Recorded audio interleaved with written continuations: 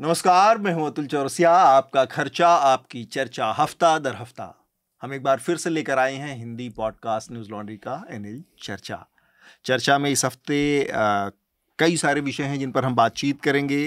हमारे साथ एक अच्छा खासा मेहमानों का पैनल है और फरवरी बीत गई आज, लेकिन मेरे कपड़े को देखकर आपको थोड़ा कन्फ्यूज़न हो सकता है कि चल क्या रहा है दिल्ली में। तो दिल्ली में कपड़ों और मौसम के मिजाज में कोई तालमेल नहीं है। जो बुधवार और बृहस्पतिवार की जो दरमियानी रात अभी बीती है कल परसों में, वो पिछले 75 सालों में ज्ञात दिल्ली के टेम्परेचर में सबसे गर्म रात थी। और सुबह आज और कल भी धुआंधार यहाँ पर कुछ हिस्सों में बारिश हुई है। तो मौसम फिर से रंग बदल ले रहा है, ठंड भी आ जा रही है तो फिर स्वेटर पहनना पड़ रहा है, फिर रात में गर्मी हो रही है, कभी दिन में गर्मी हो रही है तो रात में ठंड हो रही है। यही सब चल रहा है दिल्ली के माहौल में। दिल्ली का माहौल उठापटक से भरा हुआ है, सरकार भी बदल गई 27-28 साल बाद। देश ये बारिश मौसम की गर्मी जो है 75 वो सियासी गर्मी तो रहती है। मौसम की गर्मी का यह हाल है कि पिछले कोई 17-18 महीने ज्यादातर रिकॉर्ड तोड़ ही रहे हैं। पिछली बार हमने देखा 2023 में मार्च सबसे गर्म था, फिर 2024 में फरवरी सबसे गर्म हुआ हिस्ट्री का, जब से रिकॉर्डेड हिस्ट्री है। फिर मार्च ने भी फरवरी 2023 का भी रिकॉर्ड तोड़ दिया, अप्रैल ने भी तोड़ा। मतलब इस तरह से अगर आप देखेंगे पूरे महीना पिछला पूरे साल, और फिर अल्टीमेटली जो आया था, जो नतीजा आया WMO का, वो ये था कि पूरा का पूरा 2024 ही रिकॉर्डेड हिस्ट्री का सबसे गर्म साल था। और अब ये आशंका जताई जा रही है कि ये साल भी वो रिकॉर्ड तोड़ेगा। तो ये तो चलता ही रहेगा, लेकिन सबसे बड़ी इसके जो असर हैं वो डिजास्टर्स के रूप में दिखाई दे रहे हैं अतुल आने वाले दिनों में। चाहे वो डिजास्टर एग्रीकल्चर के एरिया में हो, चाहे वो इकोलॉजिकल डिजास्टर्स हो, चाहे वो जैसे कि हम देख रहे हैं कि वाटर प्रॉब्लम्स के रूप में हो, और फिर कुछ और भी समस्याएं जो होती हैं स्वास्थ्य संबंधी, वो भी जुड़ती जाती हैं। तो रिकॉर्ड तोड़ से नीचे कुछ हो नहीं रहा है इस देश में। कुंभ पहली बार हुआ, रिकॉर्ड तोड़ हुआ है, तो उसके लिए भी सरकार कह रही है दावा कि उसने रिकॉर्ड तोड़ रहे हैं। हर आदमी रिकॉर्ड तोड़ने पर आमादा है। जो हमारे साथ आज पैनल है उसका परिचय मैं करवाऊँ। हमारे साथ हृदेश और भाषा सिंह ऑनलाइन जुड़ रहे हैं। आप दोनों का बहुत बहुत स्वागत है, भाषा और हृदेश। स्टूडियो में मेरे साथ शार्दुल हैं और इसके अलावा आनंद वर्धन थोड़ी देर में हमारे साथ जुड़ने वाले हैं। जैसे ही वो आएंगे हम आपको उनका दर्शन करवाएंगे। जो विषय हैं उनके बारे में, इस हफ्ते की जो बड़ी सुर्खियां हैं वो शार्दुल आपको बताएंगे, लेकिन उससे पहले एक दो छोटी छोटी बातें। हवा का हक यानी फाइट टू ब्रीथ, ये हमारा कैंपेन जो साल भर लगातार जारी रहने वाला ये चल रहा है। इसमें आप पार्टिसिपेट करें, इसमें आप अपनी स्टोरीज भेजें, अपने इलाके से हवा की स्थिति भेजें, RTI फाइल करके अपने अपने शहरों, अपने अपने मोहल्लों की हवा की जो स्थिति है या वहाँ पे जो स्थितियाँ बन रही हैं उनको उजागर करने का काम करें। हमारे यहाँ छोटे मोटे न्यूज़ लॉन्ड्री ने पिछले कुछ समय में जो सब्सक्रिप्शन के विकल्प शुरू किए हैं वो ख़ास आपसे जिक्र करना चाह रहा हूँ मैं। अब आप 99 रुपये की छोटी रकम पे भी न्यूज़ लॉन्ड्री को सब्सक्राइब कर सकते हैं। इसके लिए आपको एक ये QR कोड स्कैन करना पड़ेगा।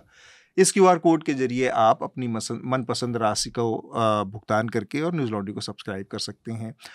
कुछ दिनों के लिए चर्चा पेवॉल से बाहर है, फ्री में उपलब्ध है, लेकिन कुछ दिनों के बाद ये फिर से चर्चा पेवॉल के पीछे होगी। तब आपको न्यूज़ लॉन्ड्री की सब्सक्रिप्शन की ज़रूरत होगी। और हृदेश, भाषा और शार्दुल, तमाम जो ये लोग हैं जो लगातार गहन अध्ययन और जानकारियाँ लाकर आप तक पहुँचाते हैं, उसके लिए बहुत थोड़ी सी रकम तो आपको खर्च करनी ही चाहिए। तो जो सुर्खियां हैं, शार्दुल पहले आप हमारे जो श्रोता हैं, हमारे दर्शक, उनको रूबरू करवाएं, उसके बाद हम फिर आज की चर्चा को शुरू करेंगे। जी अतुल, तो पहली सुर्खी दिल्ली से ही जुड़ी है। इस बुधवार 26 फरवरी को दिल्ली विधानसभा में सरकार ने दिल्ली की जो आबकारी नीति वाला मामला था उसको लेकर CAG की रिपोर्ट सदन के पटल पर रखी।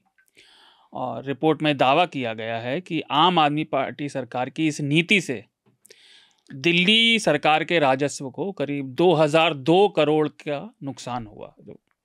आगे हम इस पर बात करेंगे। 22 फरवरी को तेलंगाना के श्रीसेलम लेफ्ट बैंक कनाल प्रोजेक्ट में सुरंग के ढह जाने से 8 लोग उसमें फंस गए। और तेलंगाना सरकार ने बताया कि बचाव कार्य अभी भी जारी है, लेकिन अभी तक फंसे हुए मतलब जो लोग कर्मचारी उसमें फंस गए उन्हें निकाला नहीं जा सका।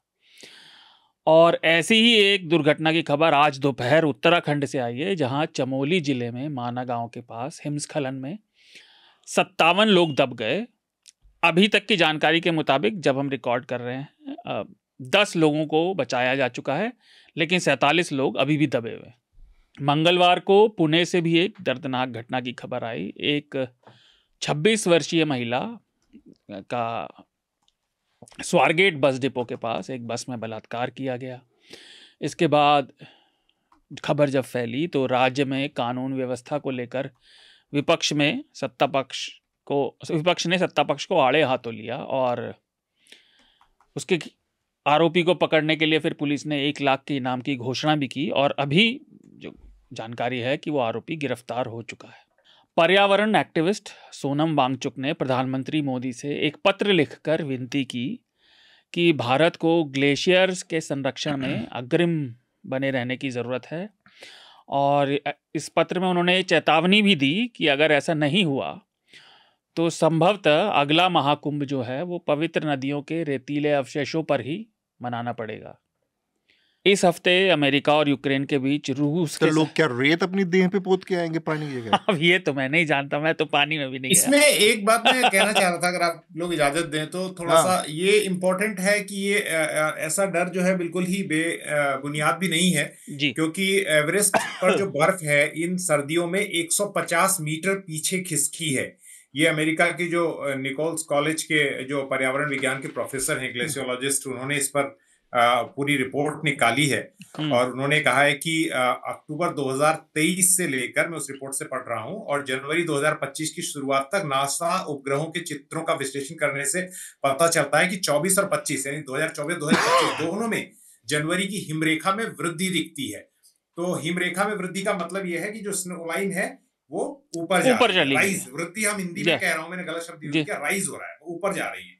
तो इसका मतलब बर्फ जो है सर्दियों में नीचे रह ही नहीं रही है और अगर पड़ भी रही है तो टेम्परेचर इतना है कि वो पिघल जा रही है। तो ये चीज जो बता रहे हैं ये वास्तव में जो शार्दुल ने खबर बड़ी महत्वपूर्ण है। नहीं, हृदयेश ने पहले भी चर्चा में कई अलग अलग संदर्भों में जिक्र किया है और भी लोगों ने कि भारत के अन्य नदियों के ग्लेशियर भी लगातार पिघल रहे हैं और पीछे जा रहे हैं।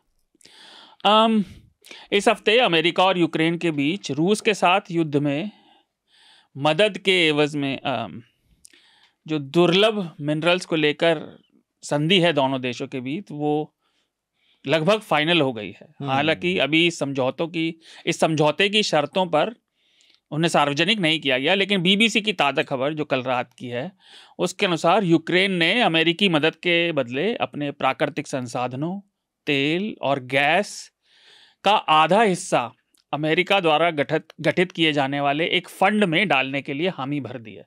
ये बीबीसी की रिपोर्ट कहती है। तो मैं इससे जुड़ी एक और चीज बोल दूं, फिर आप टिप्पणी करना। और इस हफ्ते रशिया का विरोध करने के लिए संयुक्त राष्ट्र में भी वोट हुआ, क्योंकि 3 साल हो गए इस फरवरी में, और सबको हैरान करने वाला कदम उठाते हुए अमेरिका ने उत्तर कोरिया और रूस के साथ इसके विरोध में वोट किया। भारत पहले की तरह तटस्थ रहा, लेकिन अब आप टिप्पणी कीजिए कि ट्रंप के आने के बाद बिल्कुल माफिया वसूली चालू है।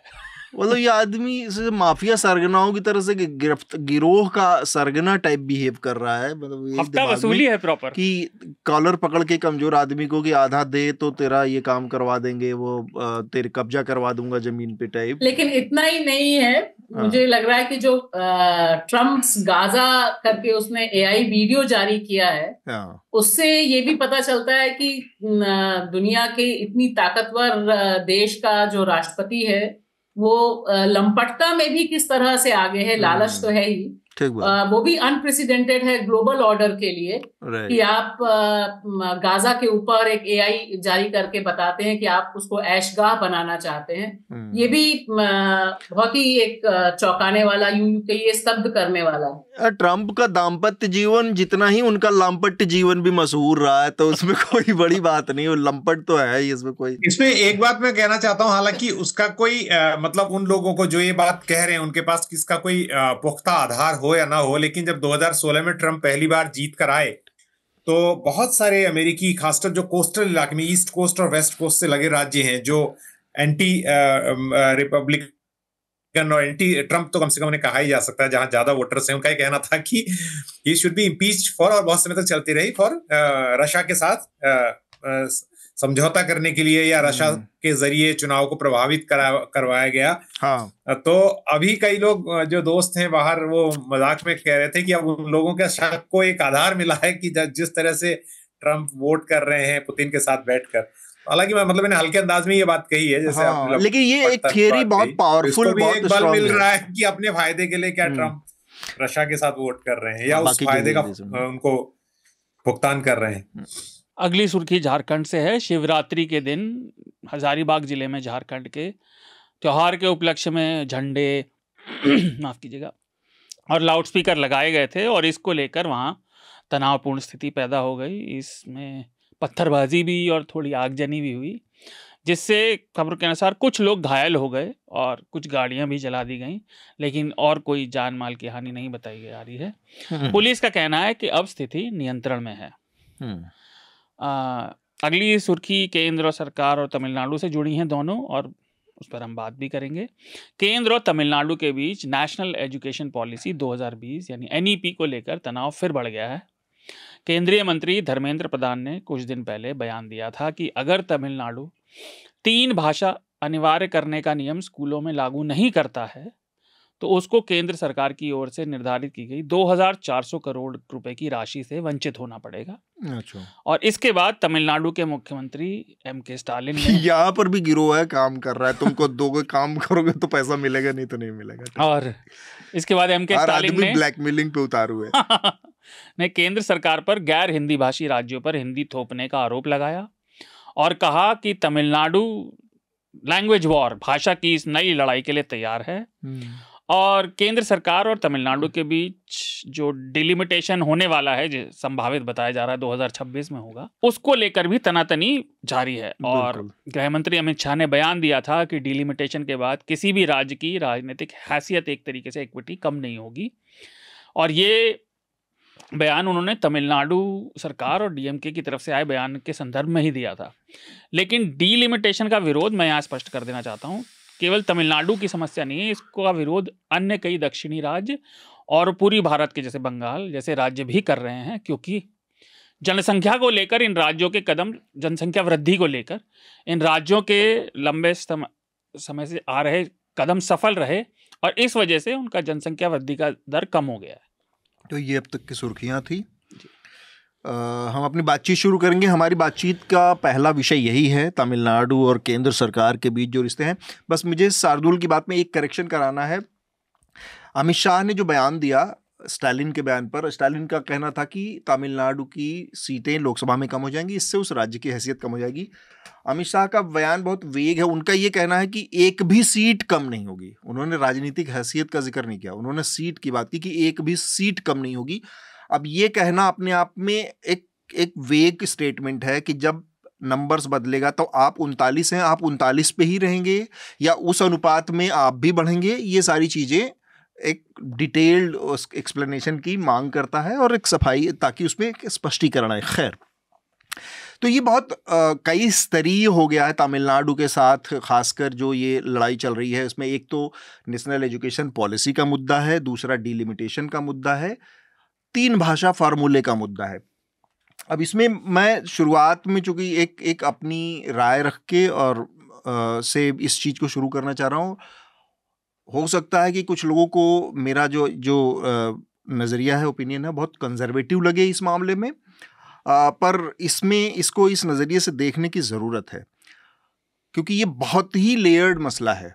डिलिमिटेशन का मुद्दा है। पहले हम डिलिमिटेशन की अगर बात कर लें तो डिलिमिटेशन में बिल्कुल वाजिब एक वो प्रश्न है जो साउथ के राज्यों का है कि उन्होंने बहुत सारी मेहनत की है, बहुत सारे कोशिशें की हैं ताकि जनसंख्या पर नियंत्रण लगाया जा सके। इसके बनिस्बत उत्तर के राज्य जो हैं, उत्तर भारत के जो राज्य हैं, वहाँ पर उस तरह की सफलता नहीं मिली है। जनसंख्या बहुत तेज़ी से बढ़ी है। तो दक्षिण के राज्यों का एक बहुत बड़ा एक नाराज़गी कहें, एक निराशा कहें या एक हताशा कहें कि टैक्स का पैसा, उनका प्रति व्यक्ति आय ज़्यादा है, उनका सब कुछ, और वो खर्च हो रहा है नॉर्थ के उस पे तमाम राज्यों पर जिनका कि कोई योगदान ही नहीं है, ना वो उस तरह से उसको कंट्रोल करने की कोशिश कर रहे हैं। तो हमारे साथ आनंद भी जुड़ गए हैं। तो मैं डिलिमिटेशन की बात कर रहा था। उसमें क्या है कि आप जब डिलिमिटेशन की बात आएगी और जनसंख्या के आधार पर सीटों को बढ़ाने घटाने की बात आएगी, तब आपको केवल जनसंख्या पैमाना नहीं हो सकता, आपको कहीं ना कहीं बाकी चीज़ें जो साउथ की हैं उसको इंसेंटिवाइज करना पड़ेगा जनसंख्या के बनिस्बत, कि उनकी जो शिक्षा का दर है, उनका जो स्वास्थ्य के पैमाने हैं, उनका जो टैक्स में उनका जो योगदान है परसेंटेज वाइज योगदान के, तो उन सब चीज़ों को इंसेंटिवाइज करना पड़ेगा ताकि, और इंसेंटिवाइज कैसे करेंगे, आपको बहुत सारे क्राइटेरियाज रखने पड़ेंगे कि अगर नॉर्थ केवल पॉपुलेशन के आधार पर अपनी सीटों को बहुत बढ़ाता है तो ये बहुत स्वाभाविक सा एक चिंता है कि पावर बैलेंस में साउथ कहीं पीछे छूट जाएगा। तो इसको केटर करने, इस सवाल को हल करने की ज़रूरत है, और उसका तरीका यही है कि साउथ को बहुत तरीकों से आपको इंसेंटिवाइज करना पड़ेगा सीट नंबर्स के टर्म में। आप यहाँ पर जनसंख्या को पैमाना बना सकते हैं, लेकिन वहाँ पर आपको पैमाना कुछ और बनाना पड़ेगा कि आपने लाइफ एक्सपेक्टेंसी बढ़ाई है, आपने टैक्स की दरों को, आपने जनसंख्या की दर को कम किया, तो उसको हम सीट में कैसे इंसेंटिवाइज कर सकते हैं अलग अलग पैमाने में, ये एक तरीका। अब इसका जो दूसरा पहलू हमारे सामने आ रहा है एनईपी में, मुझे लगता है कि जैसे हम बार बार कहते हैं ना, बहुत सारी चीज़ें होती हैं, चाहे अमेरिका में जो चीज़ें हो रही हैं, जो ट्रम्प कह रहा है, या पाकिस्तान में बहुत सारी चीज़ें, या बांग्लादेश में जो बहुत सारी चीज़ें हो रही हैं भारत के नज़रिए से, तो उसमें एक चीज़ ये है कि भारत, वहाँ की अपनी लोकल जो स्थानीय राजनीति है वो बहुत कुछ प्ले करती है कि भारत को गाली देने से वहाँ किसको फ़ायदा मिल सकता है, किसको नहीं। ये चीज़ यहाँ की देश के अंदर की भी पॉलिटिक्स में बहुत मायने रखती है और बहुत ज़्यादा कुछ चीज़ों को आगे बढ़ाती है, कम करती है, कुछ चीज़ों को पुश करती है। जैसे एनईपी में बहुत साफ साफ कहा गया है कि जो एलिमेंट्री लेवल शुरुआती प्राइमरी स्तर की पढ़ाई है वो मदर टंग में होनी चाहिए। अब इसमें मुझे नहीं लगता कि किसी को किसी भी स्टेट के साथ किसी तरह का भेदभाव था, जो कि बहुत अच्छी बात है। तमिलनाडु वाले तमिल में प्राइमरी एजुकेशन देते, मलयालम वाले मलयालम में देते, बाकी जितने भी भाषाएं हैं सबको।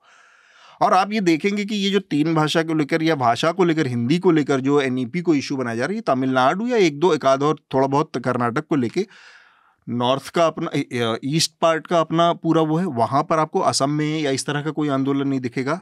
आप वेस्टर्न पार्ट देख लें, गुजरात, महाराष्ट्र, वहाँ उस तरह का कोई भाषा को लेकर इस तरह का आंदोलन नहीं दिखेगा। तमिलनाडु की राजनीति में वहाँ की अपनी लोकल पॉपुलेशन का एक कंपल्सन है, उसकी वजह से पॉलिटिक्स उसको पुश कर रही है। मेरा ये व्यक्तिगत रूप से मानना है कि उसका एक बहुत बड़ा हिस्सा राजनीतिक है। 3 भाषा का फार्मूला कोई आज का दिया हुआ फार्मूला नहीं है, वो कॉन्स्टिट्यूशनल मैंडेट है। जब संविधान सभा बैठी थी उसने 3 भाषाओं का फार्मूला दिया कि किस तरह से एक समन्वय बनाया जाए कि एक भारतीय भाषाओं के बीच में कम्युनिकेशन ब्रिज का काम करेगी, एक इंटरनेशनल भाषा होगी जो हमको एक लीप देगी दुनिया के सामने, और बाकी एक अपनी मदर टंग। तो इसमें कोई नई चीज़, न्यू एजुकेशन पॉलिसी में नहीं आई है। इन सब चीज़ों को दरकिनार करके केवल हिंदी को टारगेट कर, मुझे लग रहा है कि तमिलनाडु के नेता, वहाँ की पॉलिटिक्स, अपनी लोकल पॉलिटिक्स को बहुत ज़्यादा पुश कर रहे हैं। न्यू एजुकेशन पॉलिसी में जिस चीज़ की चिंता होनी चाहिए, जिस चीज़ का विरोध होना चाहिए, उस पर्टिकुलर इशू से मुझे लगता है कि पूरी तरह से कुछ चीज़ों को दरकिनार कर दिया गया। जैसे न्यू एजुकेशन पॉलिसी क्या आपके उस मैंडेट को मजबूत करती है कि साइंटिफिक टेम्परामेंट होना चाहिए, आप लिबरेट होने चाहिए एक टाइम का, आप अगर पढ़ाई लिखाई आपकी हो गई, आप बहुत अच्छे से, तो आपका जो नैरो माइंडसेट, ये सारी चीज़ें, आपका वर्ल्ड व्यू हो, वो बढ़ा कि नहीं, विस्तृत नहीं हुआ, इन चीज़ों को खोल रहा है कि नहीं। वहाँ पर मुझे लगता है कि न्यू एजुकेशन पॉलिसी में बहुत ज़्यादा कंजर्वेटिज्म है, बहुत ज़्यादा रूढ़िवाद को घुसाने की कोशिश की जा रही है। आप इतिहास को किस तरह से अपने पढ़ाने की कोशिश कर रहे हैं, वहाँ पर न्यू एजुकेशन पॉलिसी के में सुधार की या बदलाव की या विरोध की ज़रूरत है, बजाय इसके कि जो ऑलरेडी एक एग्जिस्टिंग फार्मूला है जिसको आगे बढ़ाया जा रहा है उसको। ये मेरा वो है तमिलनाडु की इस पूरी भाषा की, उसमें नॉर्थ का अपना एक वो रहा है और वो बहुत बड़ा ड्रॉबैक है।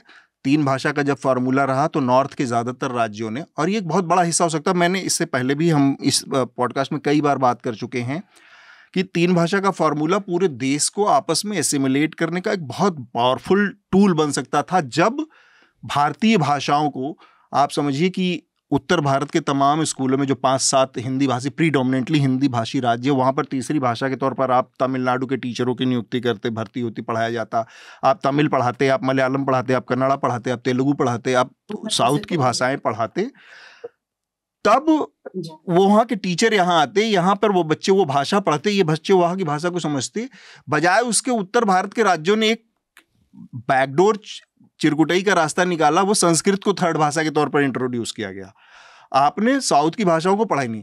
तो इस मामले में आप देखिए कि साउथ के ज़्यादातर में समझने बूझने भर की हिंदी सबको आती है, क्योंकि उन्होंने उस तरह से भले ही पॉलिटिक्स वहाँ हमेशा हिंदी को लेकर रही, लेकिन उस तरह से उसका दुराव नहीं रहा। लेकिन आप एक भी नॉर्थ इंडियन स्कूलों की ऐसे बता दीजिए, बहुत गिने चुने मिलेंगे, शहर में एक आध मिलेंगे जहाँ पर आप साउथ इंडिया की किसी भाषा को स्कूल में टीचर हो और वो पढ़ाता। ये एक बहुत बड़ा अपॉर्चुनिटी 3 भाषा फॉर्मूले के तहत नॉर्थ ने अपने से गंवाया है, हिंदी के चिंदी चोरी में, संस्कृत के चिंदी चोरी में, सॉरी। तो ये मेरा अपना एक वो है कि एक बहुत लेयर्स। आनंद से मैं शुरू करना चाहूँगा। आनंद, आप चूंकि बाद में आए हैं, तो हमारा सबसे पहला यही अभी शुरुआत थी कि हम 3 भाषा के फार्मूले को, न्यू एजुकेशन पॉलिसी को और डिलिमिटेशन के मुद्दे पर जो ये लगातार चल रहा है साउथ बनाम नॉर्थ, इसको कैसे आप देखते हैं? जो राज्य की प्रकृति है, भारत के राज्य की प्रकृति, उसके अलावा ये एक टेरिटोरियल, बहुत बड़ा टेरिटोरियल राज्य है, तो इतनी विविधताओं को समेटेगा। तो बाकी सांस्कृतिक और भाषाई जो भी विविधताएं अपनी जगह हैं, लेकिन इतनी बड़ी टेरिटरी भी है, तो उसमें कुछ विरोधाभास इस तरह के आएंगे। ठीक बात। क्योंकि जो जनसंख्या का कंसंट्रेशन है वो बहुत कारणों से अलग अलग जगह अलग अलग रहेगा। कॉन्स्टिट्यूएंट असेंबली ने भी जो फॉर्मूला, जब भारत में इलेक्शंस हुए भी नहीं थे पहले आम चुनाव 52 में, तो पॉपुलेशन के आधार पर ही बनाया था। जो प्रोपोर्शन था 1 मिलियन पॉपुलेशन पे, इतनी कॉन्स्टिट्यूएंट असेंबली में भी जो मेंबरशिप है वो उसी तरह दी गई। तो जो जनसंख्या आधार है, अगर आप एडल्ट फ्रेंचाइजी में 1 वोट 1 पर्सन करना चाहते हैं, तो वो वहाँ से आई है। मेरे ख्याल से ये एक व्यवहारिक तरीका था, मतलब एक प्रैक्टिकल, अगर किसी बड़ी जनसंख्या को आपको वोटिंग अधिकार देना है जिसके और जो एलिजिबिलिटी के क्राइटेरिया उतने मीट नहीं होते हैं, और एडल्ट फ्रेंचाइजी देना है, और पूरा मतलब यूनिवर्सल सब्सिडी करना है, तो एक है कि प्रत्येक व्यक्ति 1 वोट, तो वो एक प्रैक्टिकल सॉल्यूशन भी है और एक डेमोक्रेटिक सॉल्यूशन भी था। लेकिन समय के साथ उसमें जटिलताएं आई, जैसा आप चर्चा कर रहे थे कि डिलिमिटेशन की, और ऐसा एक जनसंख्या और एक जो पर्टिकुलर रीजन के लोगों को लगा कि उनको जो है ऐसे,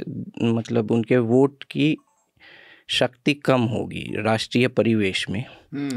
तो ये एक है, मतलब कि एक इसमें और भी इसी में एक सबटेक्स्ट जुड़ा हुआ है लॉपसाइडेड डेवलपमेंट का, जो रीजनल डिस्पैरिटी है डेवलपमेंट की, वो किसी क्षेत्र में ज़्यादा हो गई, किसी में कम हो गई, किसी में शहरीकरण ज़्यादा हो गया, किसी क्षेत्र में किसी में कम हो गया। तो कोऑपरेटिव फेडरलिज्म के तहत भी जो डीएमके ने पहले 70 और 80 के दशक में ज़्यादा कोऑपरेटिव फेडरलिज्म की बात की, लेकिन कुछ जो बीमारू स्टेट्स हैं उनको कोऑपरेटिव फेडरलिज्म का नुकसान भी भुगतना पड़ा है। खासकर जो अविभाजित बिहार था उसको तो काफ़ी भुगतना पड़ा, क्योंकि जो फ्रेट इक्वलाइजेशन पॉलिसी आई उसमें बिहार को, जब झारखंड भी उसके साथ था, उसका खनिज, उसकी संपदा का कोई लाभ नहीं मिल रहा, क्योंकि किसी इंडस्ट्री को इंसेंटिव नहीं था कि इतने खनिज संपदा वाले बिहार में ही लोकेट करें, और वहाँ से खनिज लेकर और राज्य जो है संपन्न हो गए, क्योंकि जो ट्रांसपोर्टेशन का है उसमें से हटा दिया गया। तो बिहार, एक ऑस्ट्रेलियाई अर्थशास्त्री ने तो कुछ ट्रिलियंस में कहा है कि इतने ट्रिलियन डॉलर की बिहार को नुकसान हुआ उससे। तो ये भी है कि जो रीजनल डिस्पैरिटी जो आई वो, और आपकी जो संपन्नता अभी बनी है उसमें भी हो सकता है कि कुछ योगदान हो, दूसरे राज्यों का भी योगदान रहा। तो आप जो कह रहे हैं वो सही है, लेकिन इसको एक इस पर्सपेक्टिव में भी देखना पड़ेगा आपको। जो हो सकता है कि जो चीप लेबर है वो चीप लेबर के आप एक बेनिफिशियरी हैं दूसरे राज्यों से, वो भी है एक। तो और भी चीज़ें उनका जो इस पर आक्रोश है वो भी सही है अपनी जगह कि भाई हम इसके भुक्तभोगी क्यों हों। तो मेरे ख्याल से इसमें ज़्यादा डेलिकेट बैलेंसिंग की ज़रूरत है। डिलिमिटेशन टॉक्स, और एक बात और है डिलिमिटेशन के साथ जो एक समस्या और है कि डिलिमिटेशन एक बार हो जाने के बाद उसको चैलेंज करना मुश्किल है काफ़ी, उसको रोल बैक करना मुश्किल है काफ़ी, मीन्स मतलब कॉन्स्टिट्यूशनली काफ़ी मुश्किल है, क्योंकि उसको स्ट्राइक डाउन करने की क्या जो सुप्रीम कोर्ट की भी जो के पावर्स बहुत लिमिटेड हैं। तो ये मुझे ऐसा लगता है कि चर्चा के हमारे दर्शक काफ़ी प्रबुद्ध हैं, लेकिन फिर भी एक मोटे तौर पे बताना ज़रूरी है कि डिलिमिटेशन जो है वो एक ऐसी प्रक्रिया है जो आनंद जिसकी ओर अभी इशारा कर रहे थे कि जो बता रहे थे वो कि वो आपको ये देखना है कि प्रपोर्शन के हिसाब से जो बात आपने भी कही कि कैसे सीटों का बंटवारा होना है। तो इसमें भारत का जो 2002 का डिलिमिटेशन जब हुआ था तब से लेकर अगर अभी मैं 142 करोड़ मान लूं, जब इस अगला डिलिमिटेशन होता है कंजर्वेटिवली, तो करीब 30-32 कम से कम 109 करोड़ की आबादी 2002 की लेते हुए 33 करोड़ की आबादी का इंक्रीमेंट है। तो उसके आधार पर जो निकल के आ रही है तस्वीर, उसमें यूपी और बिहार में 25 सीटों का बढ़ना तय माना जा रहा है, और साथ ही तमिलनाडु और केरल में लगभग 15 सीटों का उनको नुकसान होगा। ऐसे ही गुजरात की भी 6 सीटें कम होंगी ये माना जा रहा है, लेकिन महाराष्ट्र में जो सीटें हैं वो 1-2 बढ़ सकती हैं, और इस तरह से इक्का दुक्का सीटें जगह जगह कम या ज्यादा हो सकती हैं।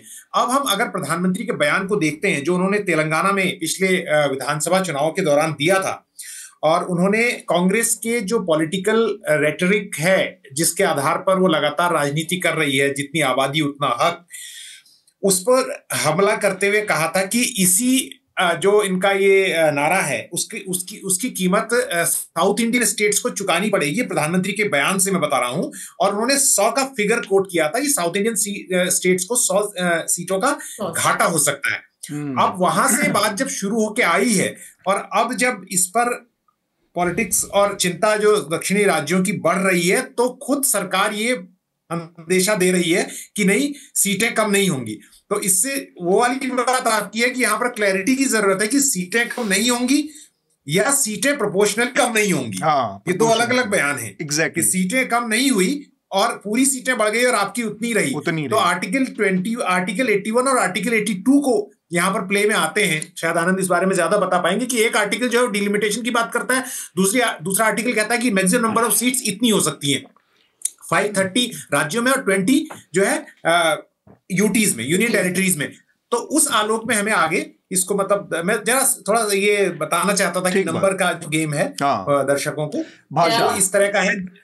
मैं खाली ये कहना चाहती हूँ कि जो दोनों मुद्दे हैं, खास तौर से जो भाषा का मुद्दा है, वो देखिए अतुल, आप जो कह रहे थे वो एक आइडियल कंडीशन है जहां पर ऐसा होना चाहिए था, लेकिन 2014 के बाद से एक हिंदुस्तान वाली जो पूरी की पूरी परिकल्पना केंद्र से शुरू हुई, सारे आपके प्रेस कॉन्फ्रेंसेस से लेकर बजट से लेकर आपकी जितनी योजनाएं लॉन्च हुई हैं, उन सबके जो नाम हैं तब से लेकर अभी तक दक्षिण भारत में जब मैं गई हूं, तब वहां के लोगों का कहना था कि इतने क्लिष्ट संस्कृत और हिंदी के नामों में सारी स्कीम्स लॉन्च हुई हैं, उनकी वजह से एक पूरी अवधारणा बनी हुई है और वो पहले से उसकी एक जमीन रही है।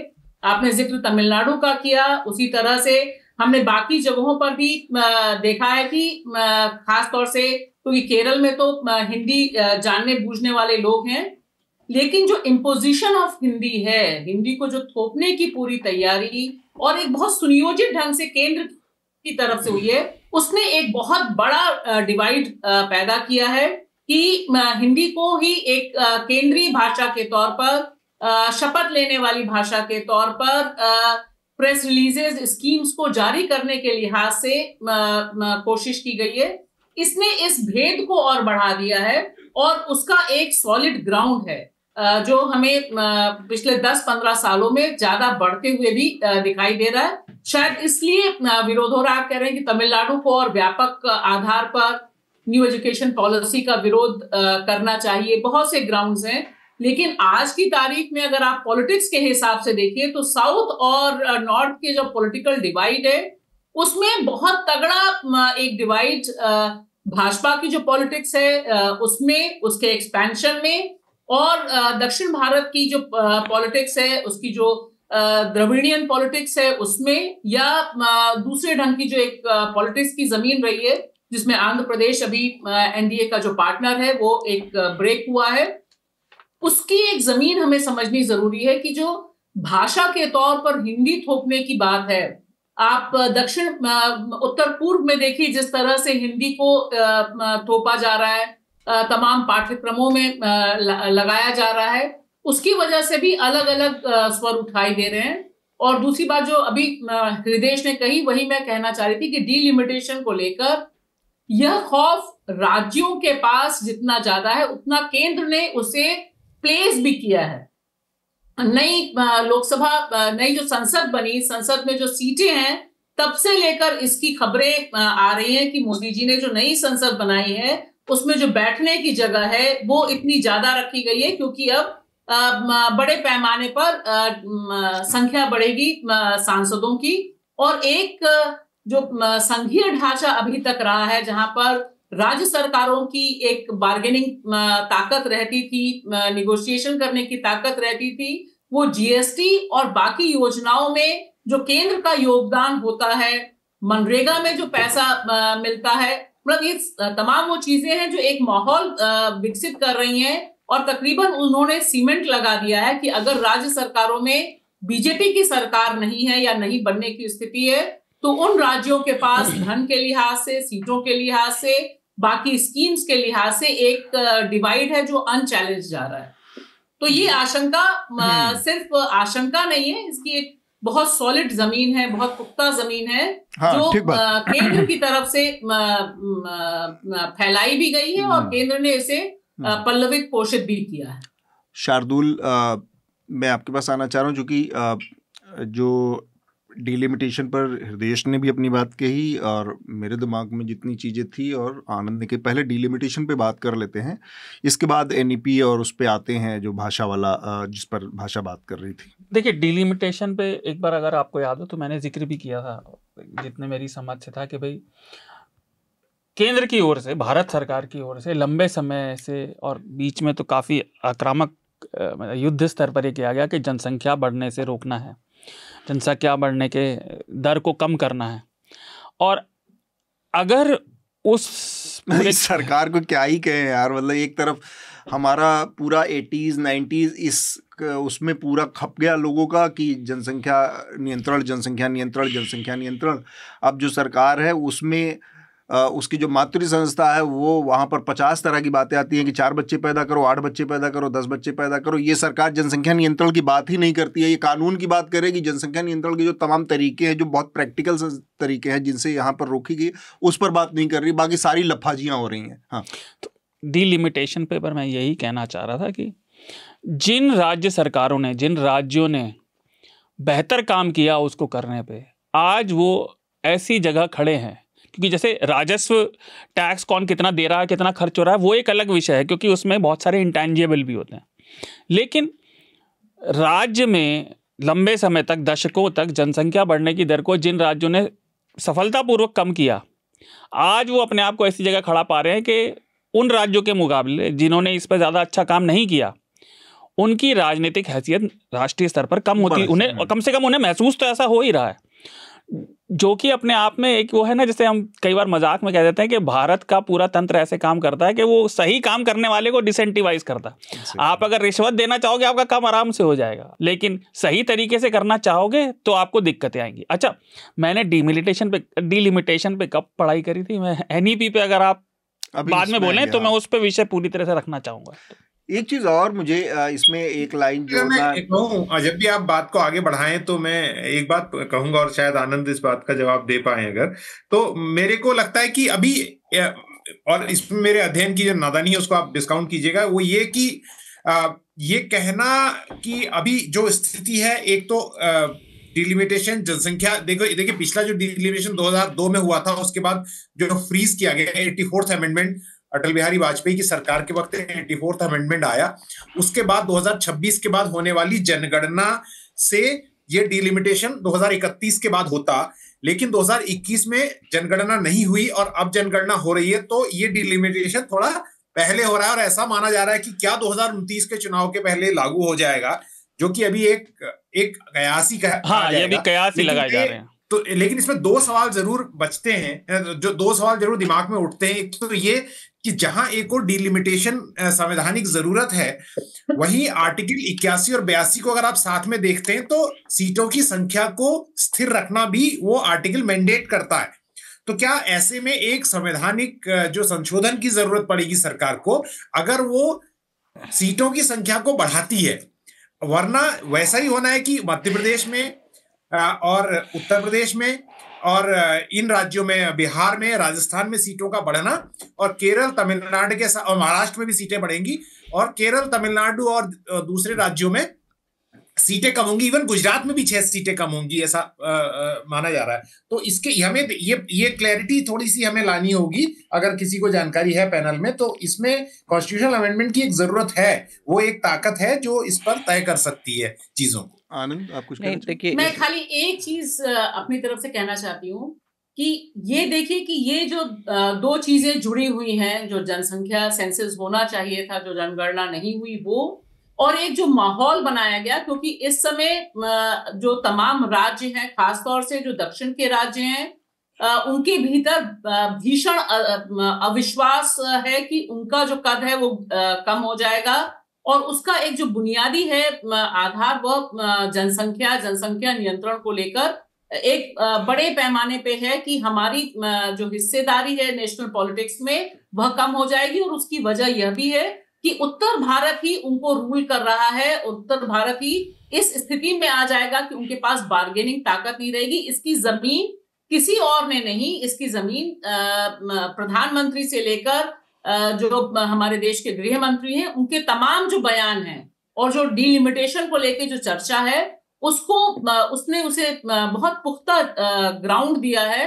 इसीलिए आप देखिए कि जो दक्षिण के राज्य हैं, उनके जो मुख्यमंत्री हैं, वो इसे लगातार बता रहे हैं कि हमें अपना हिस्सा, अपना हक नहीं गंवाना है, और अभी हम आधी बैटल डिलिमिटेशन की हार चुके हैं। इस तर्ज पर बात हो रही है, शायद इसीलिए एग्रेसिव माहौल बना हुआ है, क्योंकि संघीय ढांचे पर लगातार हमला है, और उन राज्य सरकारों के पास जो बार्गेनिंग पावर है वो लगातार कम हो रही है। उसे अगर हम नजरअंदाज करेंगे तो भाषा और डिलिमिटेशन को लेके जो चिंताएं हैं राज्य सरकारों की, उसको उस इंटेंसिटी से महसूस करना हमारे लिए मुश्किल हो जाएगा। आनंद, हाँ, जो देश का सवाल था। हाँ, नहीं, इसमें दो चीज़ें हैं। इसमें इस चर्चा में एक चीज़ का और ध्यान रखना होगा कि जो महिला आरक्षण बिल लाया था, तो जो एक तो डिलिमिटेशन के बाद ऐसा बहुत लोगों का मानना है कि जो सीटों की बढ़ोतरी होगी उसमें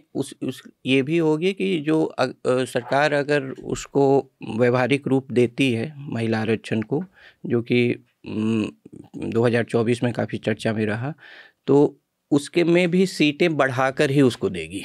मतलब कि अगर एक अनुमान लगा लीजिए कि 800 सीटें हुई, तो उसको एकोमोडेट करने के लिए ऐसे भी जो अभी वर्तमान जो सीटों की संख्या है उसमें आरक्षण ऐसा कम, मेरा अनुमान है कि उसमें देगी। वो डिलिमिटेशन के बाद ही उनका 2029 तक का जो कैलेंडर लोग मान रहे हैं कि उसी के अंदर अगर देना चाहेगी तो उसके 1 साल पहले, और डिलिमिटेशन के बाद, और जो फ्रीजिंग के बाद जो है, और खासकर महिला आरक्षण देने के ये सब के बाद वो संशोधन की ज़रूरत पड़ेगी। तो वो जो देश जी का था। दूसरी बात है कि जब भी जो केंद्र में बहुत ही जब भी मजबूत सरकार आई, जैसे कि जो भी रीजनल पार्टीज़ का साउथ में ज़्यादा और भी जगह, जो एक तो आइडेंटिटी के बेस पे क्षेत्रीय पार्टियां बढ़ी, या दूसरा ये भी कि सेंटर में जो सेंट्रलाइजेशन का जो मुद्दा रहा कि केंद्र में जब काफ़ी मजबूत सरकारें आई हैं तो हमेशा आशंका बढ़ी है कि जो संघ है, जो ऐसे भी भारत के संविधान में भी संघ को, जो यूनियन गवर्नमेंट है, सेंट्रल गवर्नमेंट को पावर्स ज़्यादा हैं, सेंट्रल टेंडेंसी है यहाँ के, और उसके ऐतिहासिक कारण हैं। लेकिन जब भी बहुत ही मजबूत सरकार आई है सेंट्रलाइजिंग टेंडेंसी वाली को और भी सेंट्रलाइज करने वाली, तब तक ये आशंकाएं जो हैं रीजनल पार्टीज़ में और अविश्वास बढ़ा है, क्योंकि उनको लगता है कि कई ऐसे बिल जो राज्यसभा में राज्यों के सहमति के बिना नहीं पास हो सकते हैं, अगर सेंटर में बहुत ज़्यादा शक्ति है तो वो कुछ समय बाद राज्यसभा में भी बहुत सशक्त हो जाती है, तो वो पास करवा लेगी। बहुत सारी चीज़ें हैं। तो 70 के दशक में ये शंकाएं काफ़ी बढ़ी थी, अभी फिर से काफ़ी बढ़ी हुई हैं। तो इसका दूसरा जो हिस्सा था, मतलब डिलिमिटेशन के अलावा जो न्यू एजुकेशन पॉलिसी का जो मुद्दा है और जो भाषा का मुद्दा है, थोपने वाली बात भी, इसमें भाषा का ये कहना था कि ये 2010 से, पर मुझे एक चीज़ इसमें समझना है कि केंद्र सरकार की एक पॉलिसी, केंद्र सरकार की क्या वो एक कॉन्स्टिट्यूशनल मैंडेट है, वो केंद्र सरकार के सारे विभागों में वहाँ पर राजभाषा अधिकारी होता है और वहाँ पर हिंदी भाषा का प्रयोग होता है। इस सरकार ने और हिंदी को एक्सेप्ट किया है, हिंदी को आगे बढ़ाया है, लेकिन अल्टीमेटली इसकी अपनी लिमिटेशन है ना, क्योंकि वो केंद्र सरकार के मंत्रालयों में ही जाकर वो लागू होगी, जो पहले से भी लागू था। आप उसको बहुत एग्रेसिव कर दें, आप उसके प्रति उदासीन हो जाएं, ये एक अलग विषय है। मेरा कहना कि ऐसा अलग क्या है कि जो आज उत्तराखंड की बात करें या किसी भी दक्षिण के किसी राज्य की बात करें, जिनकी एंग्जाइटी दिख रही है, जो साइन बोर्ड पे हिंदी उसको काला पेंट पोत रहे हैं, उनकी एंग्जाइटी का इमीडिएट पॉइंट क्या है उस न्यू एजुकेशन पॉलिसी में। तो वो मैं यही कह रहा हूँ कि बार बार कि वो 3 भाषा के फॉर्मूले में सबसे ज़्यादा जो इम्फेसिस है उसका, सबसे ज़्यादा जोर जिस बात पर है वो है मदर टंग के ऊपर, कि स्थानीय भाषा में उनको शिक्षा दी जाए। बाकी जो 2 भाषाएं, तो मैं उस चीज़ को समझ नहीं पा रहा हूँ। मैं ये कह रहा हूँ कि ये एंग्जाइटी, क्योंकि इस देश की में 22 भाषाएं हैं, उस 8वीं अनुसूची में 22 भाषाओं के अलग अलग बहुत सारे राज्य हैं। वो एंग्जाइटी जिस तरह की, क्योंकि तमिलनाडु में एक तमिल सब नेशनलिज्म का बहुत असर रहा है, वो राजनीति हमेशा उनके पॉलिटिकल डिविडेंड के रूप में पे ऑफ करती रही है, इसलिए एक बड़ी वजह। और इस चीज को जब तक हम नहीं समझेंगे, हम केवल और केवल ये कि मोदी और हिंदी और वो है 14 साल में नहीं बदला है ये। हाँ, राजभाषा का कानून 14 साल में नहीं आया। राजभाषा का दर्जा हिंदुस्तान की संविधान सभा ने दिया है और 3 भाषा का फार्मूला संविधान सभा दिया। तो मैं ये कह रहा हूँ कि इस चीज को इतना नैरो होके आज देखने की जरूरत नहीं है। आप सब लोग मतलब देखिए, हिंदी को एक सूत्र भाषा के तौर पे तो स्वाधीनता संग्राम से देखा जा रहा है, और गांधी ने भी लिखा है इस पर कि सूत्र भाषा के तौर पे इसे कैसे बढ़ाया, लिखते हैं कि मेरी खुद की भाषा हिंदी नहीं है, वादे टाइम गुजराती लिख रहे थे, बढ़ाया जाना चाहिए। और ये है कि जो राइट ऑफ सेंटर जो पॉलिटिक्स हुई, उसने हिंदी को जो है अपनाया, और एक इसलिए अब उसके जो विरोधी हैं वो एक हिंदी राष्ट्रवाद को भी लेकर उनके दिमाग में आशंकाएं हैं। और लेकिन एक चीज़ है कि जो 56 से लेके फजल अली वाला, उससे भी पहले जो बहुत राज्यों का जो परिसीमन भी हुआ, परिसीमन इन सेंस की टेरिटोरियल परिसीमन, जो डिमार्केशन भाषा के आधार पे हुआ, वो आंध्रा में जो सुसाइड क्या कहेंगे उसे, मतलब कि आमरण अनशन पर जो सीताराम पल्लू जो बैठ गए थे 1900, फिर आंध्र प्रदेश अलग राज्य बना, और मैं नाम हो सकता है गलत बोल दिया हूँ, लेकिन इसी तरह का नाम था। हाँ, और उसमें फजल अली थे, और भी कमीशन और लिंग्विस्टिक कमीशंस जो हैं बनती आई हैं, बहुत सारे सजेशंस उसके रहे हैं। और लेकिन तमिलनाडु में जो सब नेशनलिज्म आप बोल रहे थे, तो एक राष्ट्रवाद का जो बेंडिक एंडरसन बोलते हैं इमेजिन्ड कम्युनिटी का जो की अवधारणा है, वो बहुत हद तक भाषा पर आधारित है।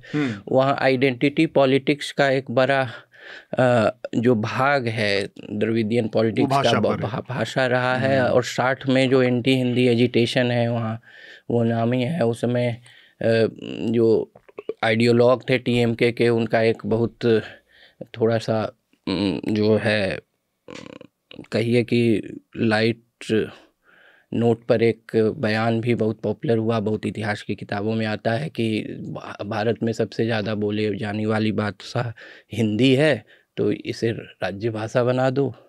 और तो भारत में सबसे ज़्यादा दिखने वाला पक्षी कौवा है, तो इसे राष्ट्र पक्षी बना दो। हाँ ये है, ये आप तो मतलब उनका ये था, उनका था कि अगर यही तर्क है तो ये एक एजिटेशन रहा ये। और जो है एंटी सेंटर स्टैंड और भी दक्षिण के राज्यों में है, और फेडरलिज्म को लेकर आशंकाएं वगैरह हैं, लेकिन जो एंटी हिंदी सेंटिमेंट जितना गहरा वहाँ है वैसा और दक्षिण के राज्यों में आंकड़े के हिसाब से देखें तो करीब ये माना जाता है कि आज की तारीख में भी 80 करोड़ इस देश की आबादी का हिस्सा ऐसा है जो कि हिंदी बहुत अच्छी तरह से फ्लुएंटली बोलता समझता। जो कम्युनिकेशन ब्रिज वाली लैंग्वेज की भूमिका क्यों दी गई, 80 करोड़ के आसपास वो पॉपुलेशन है जो बोलती है, और 100 करोड़ से ऊपर आबादी है जो बेसिक समझ रखती है। वो बोल भले ना पाए लेकिन वो समझ लेती है, और वो थोड़ा बहुत टूटी फूटी हिंदी में। तो ये इस भूमिका को देखते हुए इसको कहा गया। हाँ शार्दुल। देखिए, मैं एक तो शायद 2-3 बातों में आपसे डिसएग्री करूंगा। पहले तो ये कि जो भारत सरकार की जो नीति रही, देखिए भारत जैसे विविध देश में, और एक बात तो इससे पहले तो कोई भाषा छोटी बड़ी नहीं है। एक तो इस डिबेट में हमेशा ये बात आ जाती है, भाषाएं सब बड़ी होती हैं। भाषा कोई भी नई भाषा अगर आप सीखेंगे तो आपको नए तरीके से सोचने पे और उससे जो कल्चरल मूविंग्स जुड़ी हैं वो आपके आत्मसात अपने आप होंगी। तो भारत जैसे देश में जितना विविधीय देश है, उसमें केंद्र सरकार का जो शुरू से स्टैंस रहा कि सबको प्रीच करेंगे वो पॉलिसी, ये गलत है। क्योंकि हर राज्य की, यहाँ तो जैसे आनंद ने कहा भी कि जब राज्यों का बंटवारा हुआ तो भाषाओं के स्तर पे हुआ था। हर जगह स्टूडेंट्स की रिक्वायरमेंट अलग है और उनके कल्चरल रेफरेंसेस अलग है ना। अब कोई नई भाषा सीखना कोई गलत बात नहीं, लेकिन केंद्र का ये मैंडेट करना कि नहीं 3 जरूरी भाषा सीखेंगे, भाई हर किसी को 3 भाषाएं सीखने की आवश्यकता नहीं है। अब यहाँ पे ऐतिहासिक कारणों से अंग्रेजी सीखनी पड़ रही है, लेकिन आप तीसरी भाषा करेंगे। हर छात्र एक तो भाषा सीखने में पारंगत नहीं हो सकता है ना। आप उनको वो विषय सिखाइए जो वो सीखना चाहते हैं, उसे इलेक्टिव की तरह छोड़ दीजिए। अच्छा, उसका आपने जिक्र भी किया एक चीज का कि इसमें 2 हाथ क्या रहे केंद्र सरकार से, जिसकी वजह से अन्य गैर हिंदी भाषी राज्य जो बहुत सशंकित रहते हैं कि हिंदी प्रचार विभाग चलता है। अब मैं देख रहा था इस सरकार ने भी बजट में 50 करोड़ हिंदी के लिए किए थे, और किसी भारतीय भाषा के लिए क्यों नहीं किए। संस्कृत में सरकार अब तक लगभग 622 करोड़ रुपए खर्च कर चुकी है।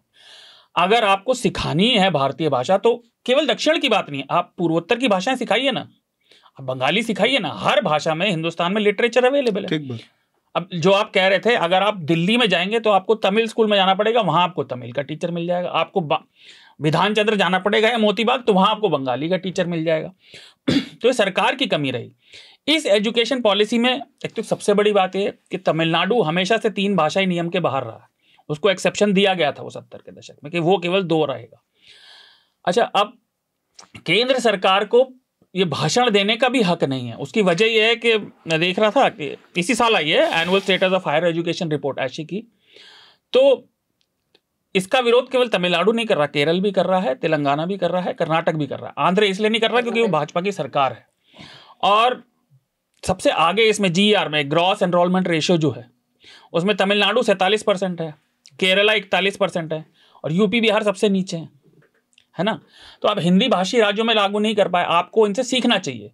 इन तीनों राज्यों के आंकड़े राष्ट्रीय औसत से भी ज्यादा हैं, केवल हायर एजुकेशन के भी और एनरोलमेंट रेशियो के भी। तो ये एक दिक्कत है। तीसरी दिक्कत यह है कि सरकार ऐसा भेदभाव कैसे कर सकती है। आप ये कैसे कह सकते हैं कि हम आपको ये राशि नहीं देंगे एजुकेशन की जब तक आप ये लागू नहीं करते। और केंद्र सरकार के बहुत सारे राज्यों के तो नौकरियां अलग हैं ही।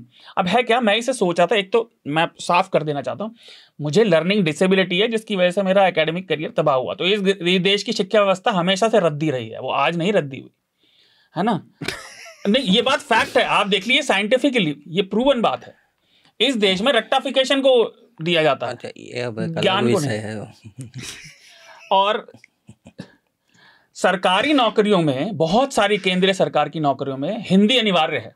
अब आप देखिए कि बड़े शहरों को छोड़ दीजिए, किसी भी गैर हिंदी भाषी राज्य के, वहां छोटे सरकारी स्कूल में जो छात्र जाएगा उसके पास अगर तीसरा इलेक्टिव भी होगा तो ये आप पीछे के दरवाजे से हिंदी को दे रहे हैं ना, क्योंकि नौकरियों का रास्ता खुलेगा, नौकरियां वैसे ही कम है। केंद्र सरकार अगर चाहती है हिंदी के लिए बढ़े तो वो सब भाषाओं के लिए खोल देना ऐसे विभाग, सब भाषाओं का प्रचार किया जाए, केवल हिंदी का ही क्यों। एक आखिरी बात वो उस पॉलिटिक्स से जुड़ी है कि ये सरकार गांधी परिवार और कांग्रेस की बुराई करने में बिल्कुल पानी पी पी के करती है जब से आई है।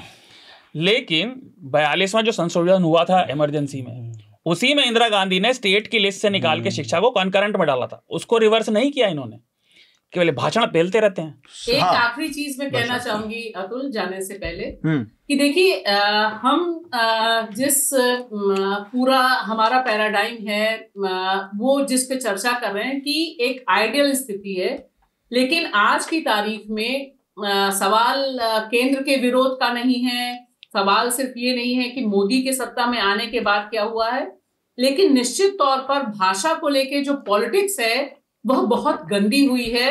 और उसका लेटेस्ट जो एग्जाम्पल है, जो सबसे नवीनतम उदाहरण है, वह हमने उत्तर प्रदेश विधानसभा में देखा, जहां एक भाषा, उर्दू भाषा के खिलाफ योगी आदित्यनाथ जो वहां के चुने हुए मुख्यमंत्री हैं, वह तकरीबन गाली गलौज की भाषा का इस्तेमाल करते हैं और बताते हैं ये लैंग्वेज एक पॉलिटिक्स है, भाषा को लेकर राजनीति चल रही है, जिसमें कभी निशाने पर उर्दू आती है, आप संस्कृत को बढ़ावा देते हैं और उस भाषण में भी आप 6 से 7 शब्द उर्दू के बोलते हैं।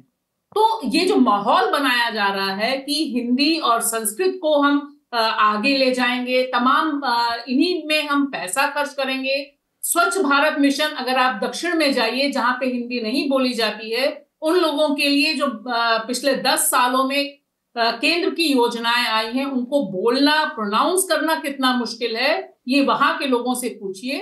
दूसरा मेरा मानना है कि हमें यह समझना, आज की तारीख में कम से कम सरकार ने ये बहुत स्पष्ट कर दिया है कि हिंदी को लेकर जो पॉलिटिक्स है उसके पीछे जो एक पॉलिटिकल एजेंडा है थोपने का और यह बताने का कि भाई ये जो तमिलनाडु है ये सनातन विरोधी है, इसलिए हिंदी विरोधी है और इसलिए हम इसको एक सजा के तौर पर यह अनाउंस करेंगे कि हम तुम्हें पैसा नहीं देते। जहां तक भाषा का सवाल है, मैं तो गुजरात गई हूँ, आप सब लोग गुजरात गए होंगे, गुजरात में एक साइन बोर्ड दिखा दीजिए जो हिंदी में हो, जहाँ हिंदी छोटा सा भी लिखा हो, सब गुजराती में लिखा जाता है वहां पर। लेकिन हमारे और आपके लिए मुद्दा तमिलनाडु इसलिए बनता है क्योंकि वहां पर एक लंबा इतिहास रहा है अपनी पहचान को लेकर, अपनी भाषा को लेकर और उस भाषा से जुड़ी संस्कृति को लेकर, जिसका हमें एक फेडरल स्ट्रक्चर में, संघीय ढांचे में सम्मान करना भी बहुत जरूरी है।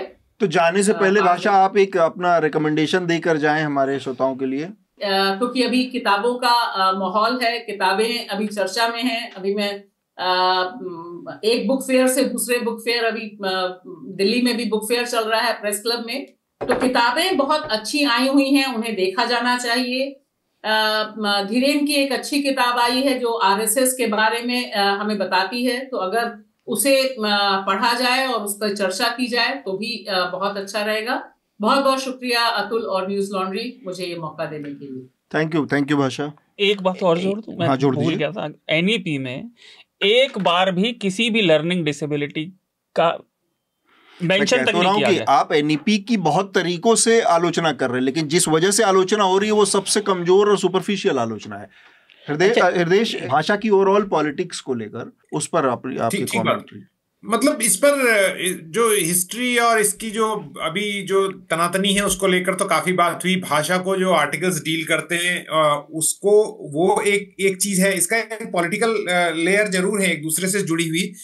पर मुझे लगता है कि अभी ये पूरा डिलिमिटेशन का प्रोसेस जैसे दिखाई दे रहा है, हालांकि सरकार ने काफी बड़े बड़े कदम जो लगता था बहुत दूर की कौड़ी हैं उन्हें करके दिखाया है, इस तरह के जो राजनीतिक रूप से उथल पुथल वाले हैं, लेकिन ये एक नेचुरल जो एक कोर्स होने के बावजूद, जो मैंने बताया कि 2002 से 2026 के बाद होने वाली जो गणना है, जिसका हमें 2029 और 2034 के चुनाव के बीच में अंतर दिखता, वो अभी दिख रहा है। तो भाषा की राजनीति भी मुझे लगता है कि इस दौरान तेज होगी और उसके लिए थोड़ा सा मैं बस इसमें एक चीज इसमें जोड़ना चाहता हूँ, जो भाषा ने भी कहा और जो शार्दुल आप कह रहे थे, उसमें मुझे बहुत बेसिक लाइन,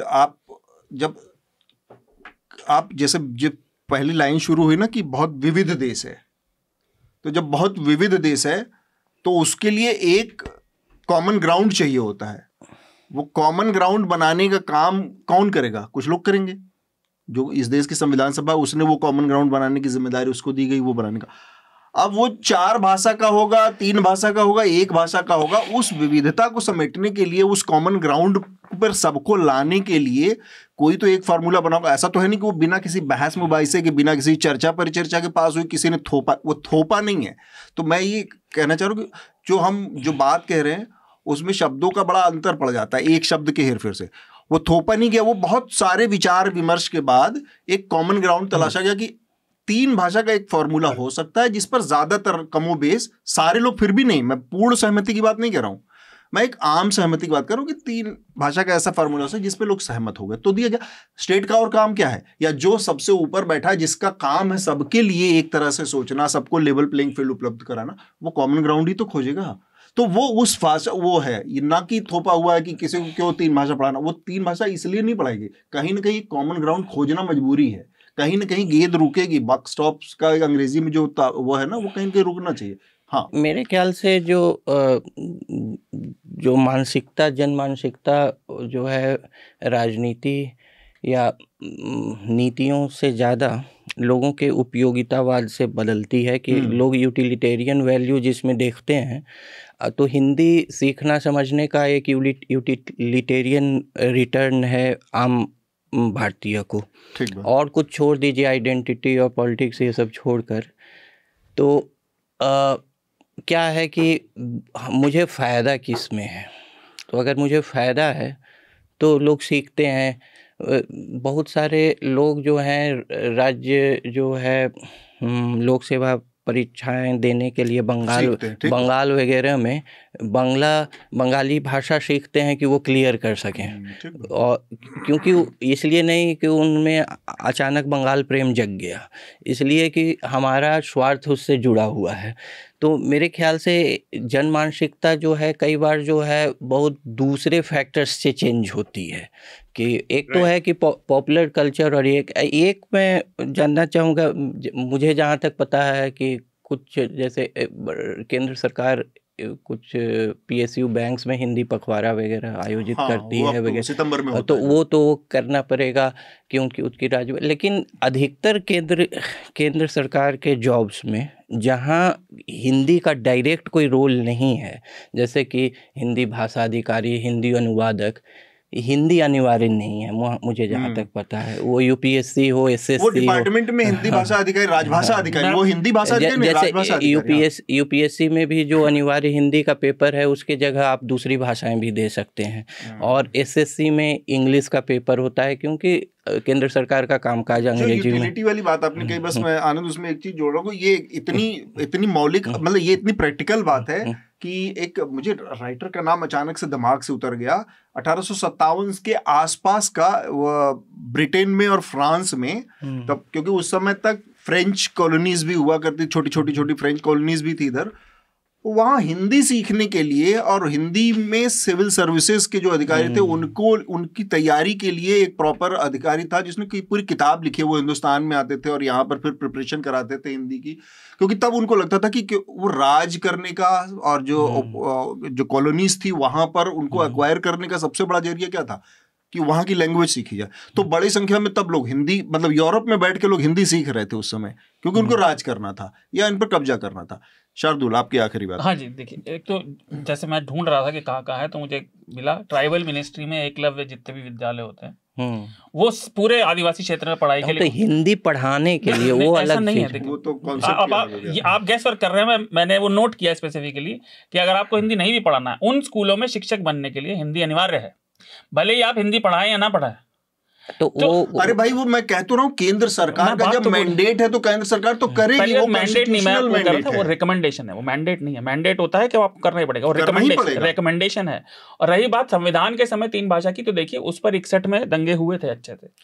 केंद्र सरकार संविधान को हटा दें? नहीं, दंगे हो गए साला, तो क्या केंद्र सरकार ने हिंदी थोपने की कोशिश की थी, जिसकी वजह से फिर बाद में केंद्र सरकार को पीछे हटना पड़ा 61 में।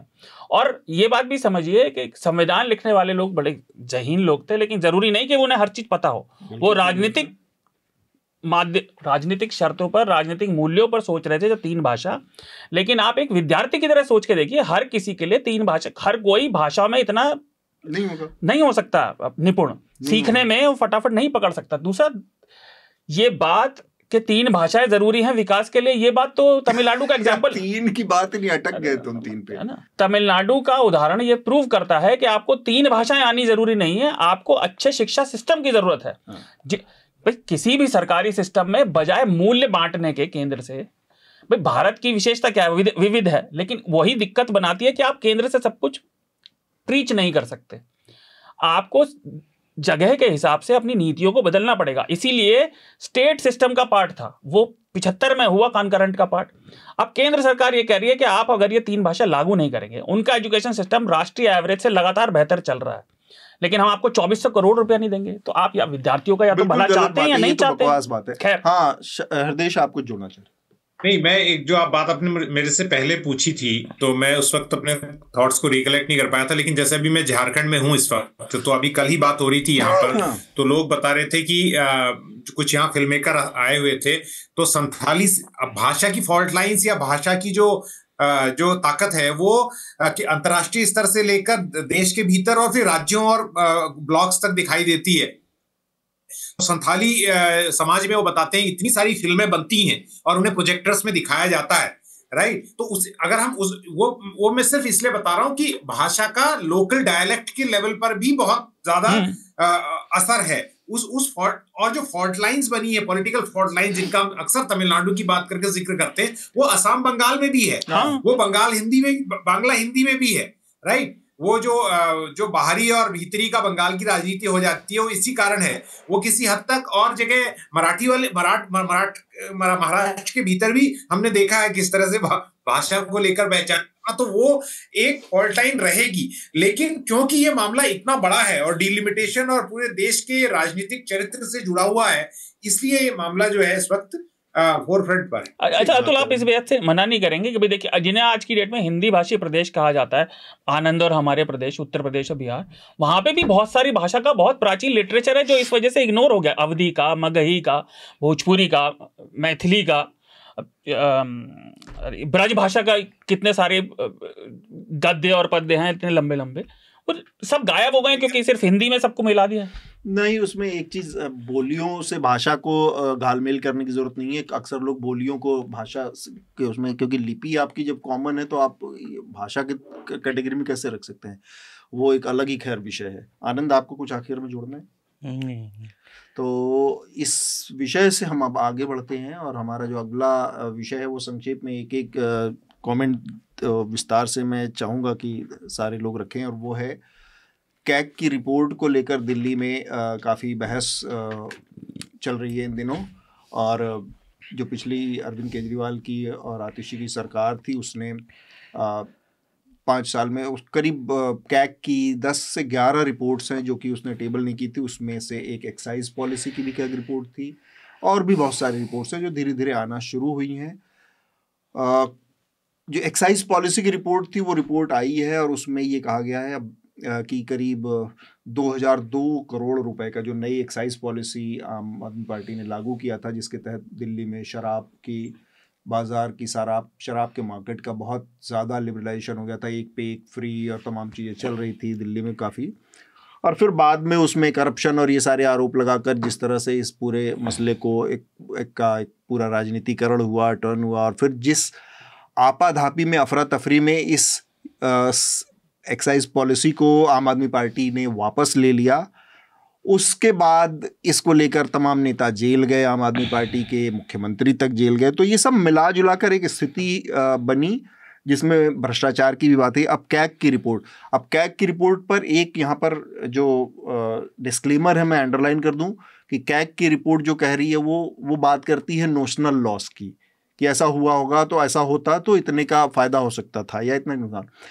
इसके अलावा इसमें जो दूसरी बात कही गई है, इस रिपोर्ट का दूसरा जो महत्वपूर्ण बिंदु है वो ये है कि इसका मकसद कार्टेलाइजेशन था, जो कि एक बहुत बड़ी जो मतलब पीछे के अनुभव से देखें तो एक बड़ी सच्चाई है। हमारे सामने उत्तर प्रदेश का उदाहरण है, जब मायावती मुख्यमंत्री थी, किस तरह से पॉन्टी चड्ढा के रूप में पूरे लिकर इंडस्ट्री का सिंगल मैन एक कार्टेलाइजेशन हो गया था। पूरे उत्तर प्रदेश में सिर्फ सरकारी सारे ठेकों पर पॉन्टी चड्ढा की जो शराब कंपनी थी उसके उत्पाद बिकते थे और उसके सारे जगहों पे कब्जा था उनका। तो ये कार्टेलाइजेशन वाली जो बात है सरकारें करती हैं नीतियां बनाकर, क्योंकि फिर वो किसी एक ऐसे आदमी को बढ़ावा देती हैं जो उनको बढ़ावा देता है, जो उनको हेल्प करता है बैकडोर से। ये एक किस्म का नेटवर्क है जिसको बनाने का काम राजनीतिक और उद्योगपतियों के बीच में लंबे समय से चलता आया है। अलग अलग सेक्टर में करते हैं। अब आज की दुनिया ऐसी है कि जहाँ पर एक ही आदमी को सारे सेक्टर देने का काम केंद्र सरकार में अडानी के रूप में आप देख सकते हैं, तो वो थोड़ा उससे आगे की चीज़ चली गई कार्टेलाइजेशन से भी। ये स्थिति है। मेरा इसमें एक मोरालिटी का केवल सवाल है कि नोशनल है, कल को कोर्ट में बात जाए ना जाए, साबित हो ना साबित हो, जैसे कोयले घोटाले में बाद में कोर्ट ने कह दिया कि कोई इस तरह का घोटाला नहीं हुआ, एक किस्म का नोशनल, वो इसमें भी हो सकता है। पर मेरे दिमाग में एक सवाल है कि एक सरकार, कैग एक इंस्टीट्यूशन है, पब्लिक के पैसे पर, जनता के टैक्स के पैसे पर चलने वाला। किसी भी चुनी हुई सरकार का ये दायित्व है, ये उसका मैंडेट है कि कैग की रिपोर्ट को वो विधानसभा लोकसभा के पटल पर रखे। ये उसका एक नैतिक दायित्व है। 5 साल तक जो सरकार एक भी रिपोर्ट, 11 में से एक रिपोर्ट को टेबल नहीं कर रही है, ये वो लोग हैं।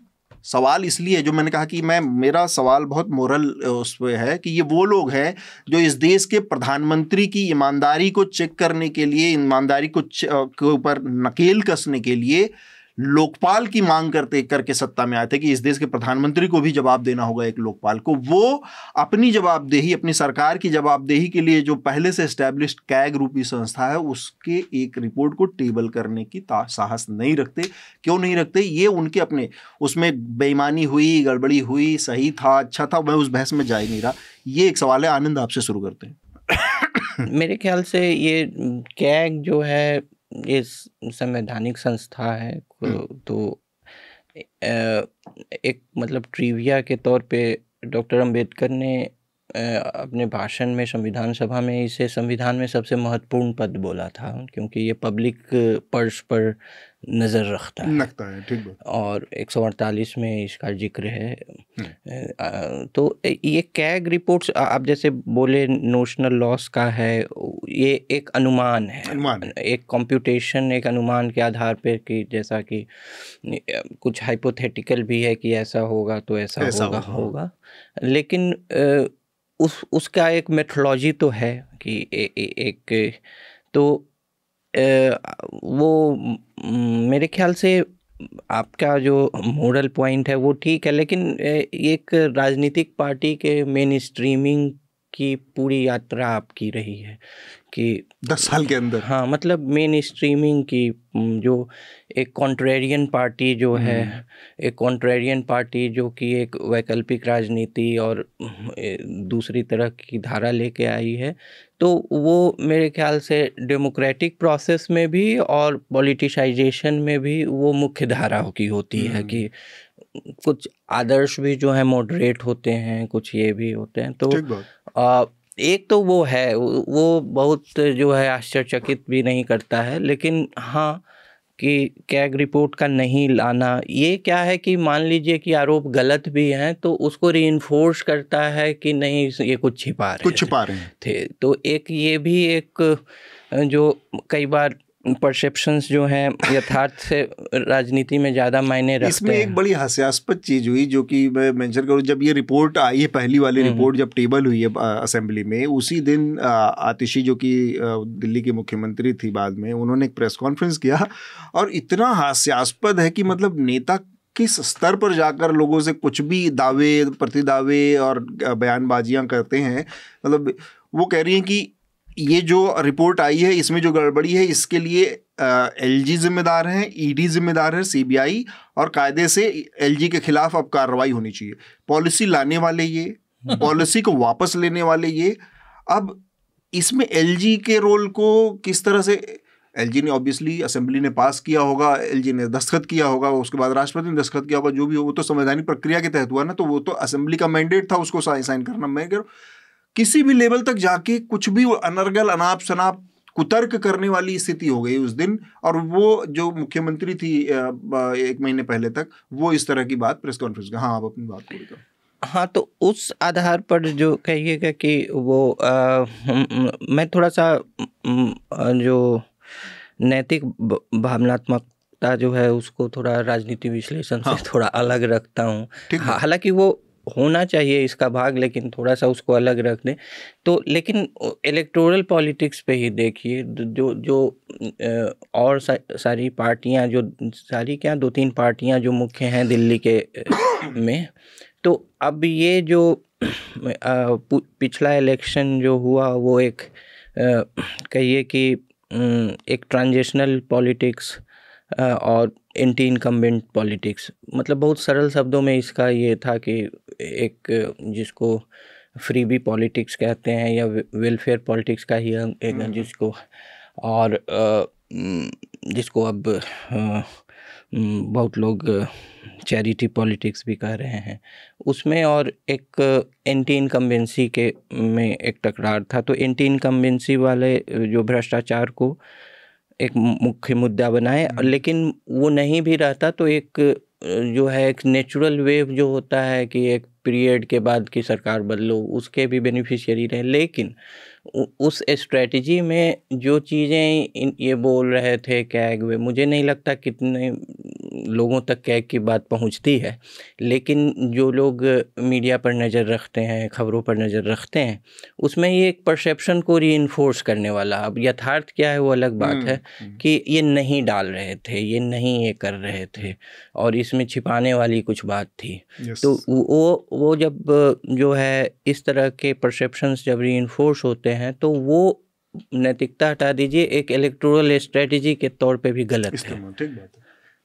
हृदय, ये मैं आपकी बात से शुरू करूंगा, खासतौर से 2G घोटाले में जो मामला था कैग की रिपोर्ट का। उसके बाद जज ने कहा कि मैं कुर्सी लगाकर बैठता था लेकिन सबूत देने वाले लोग नहीं आए।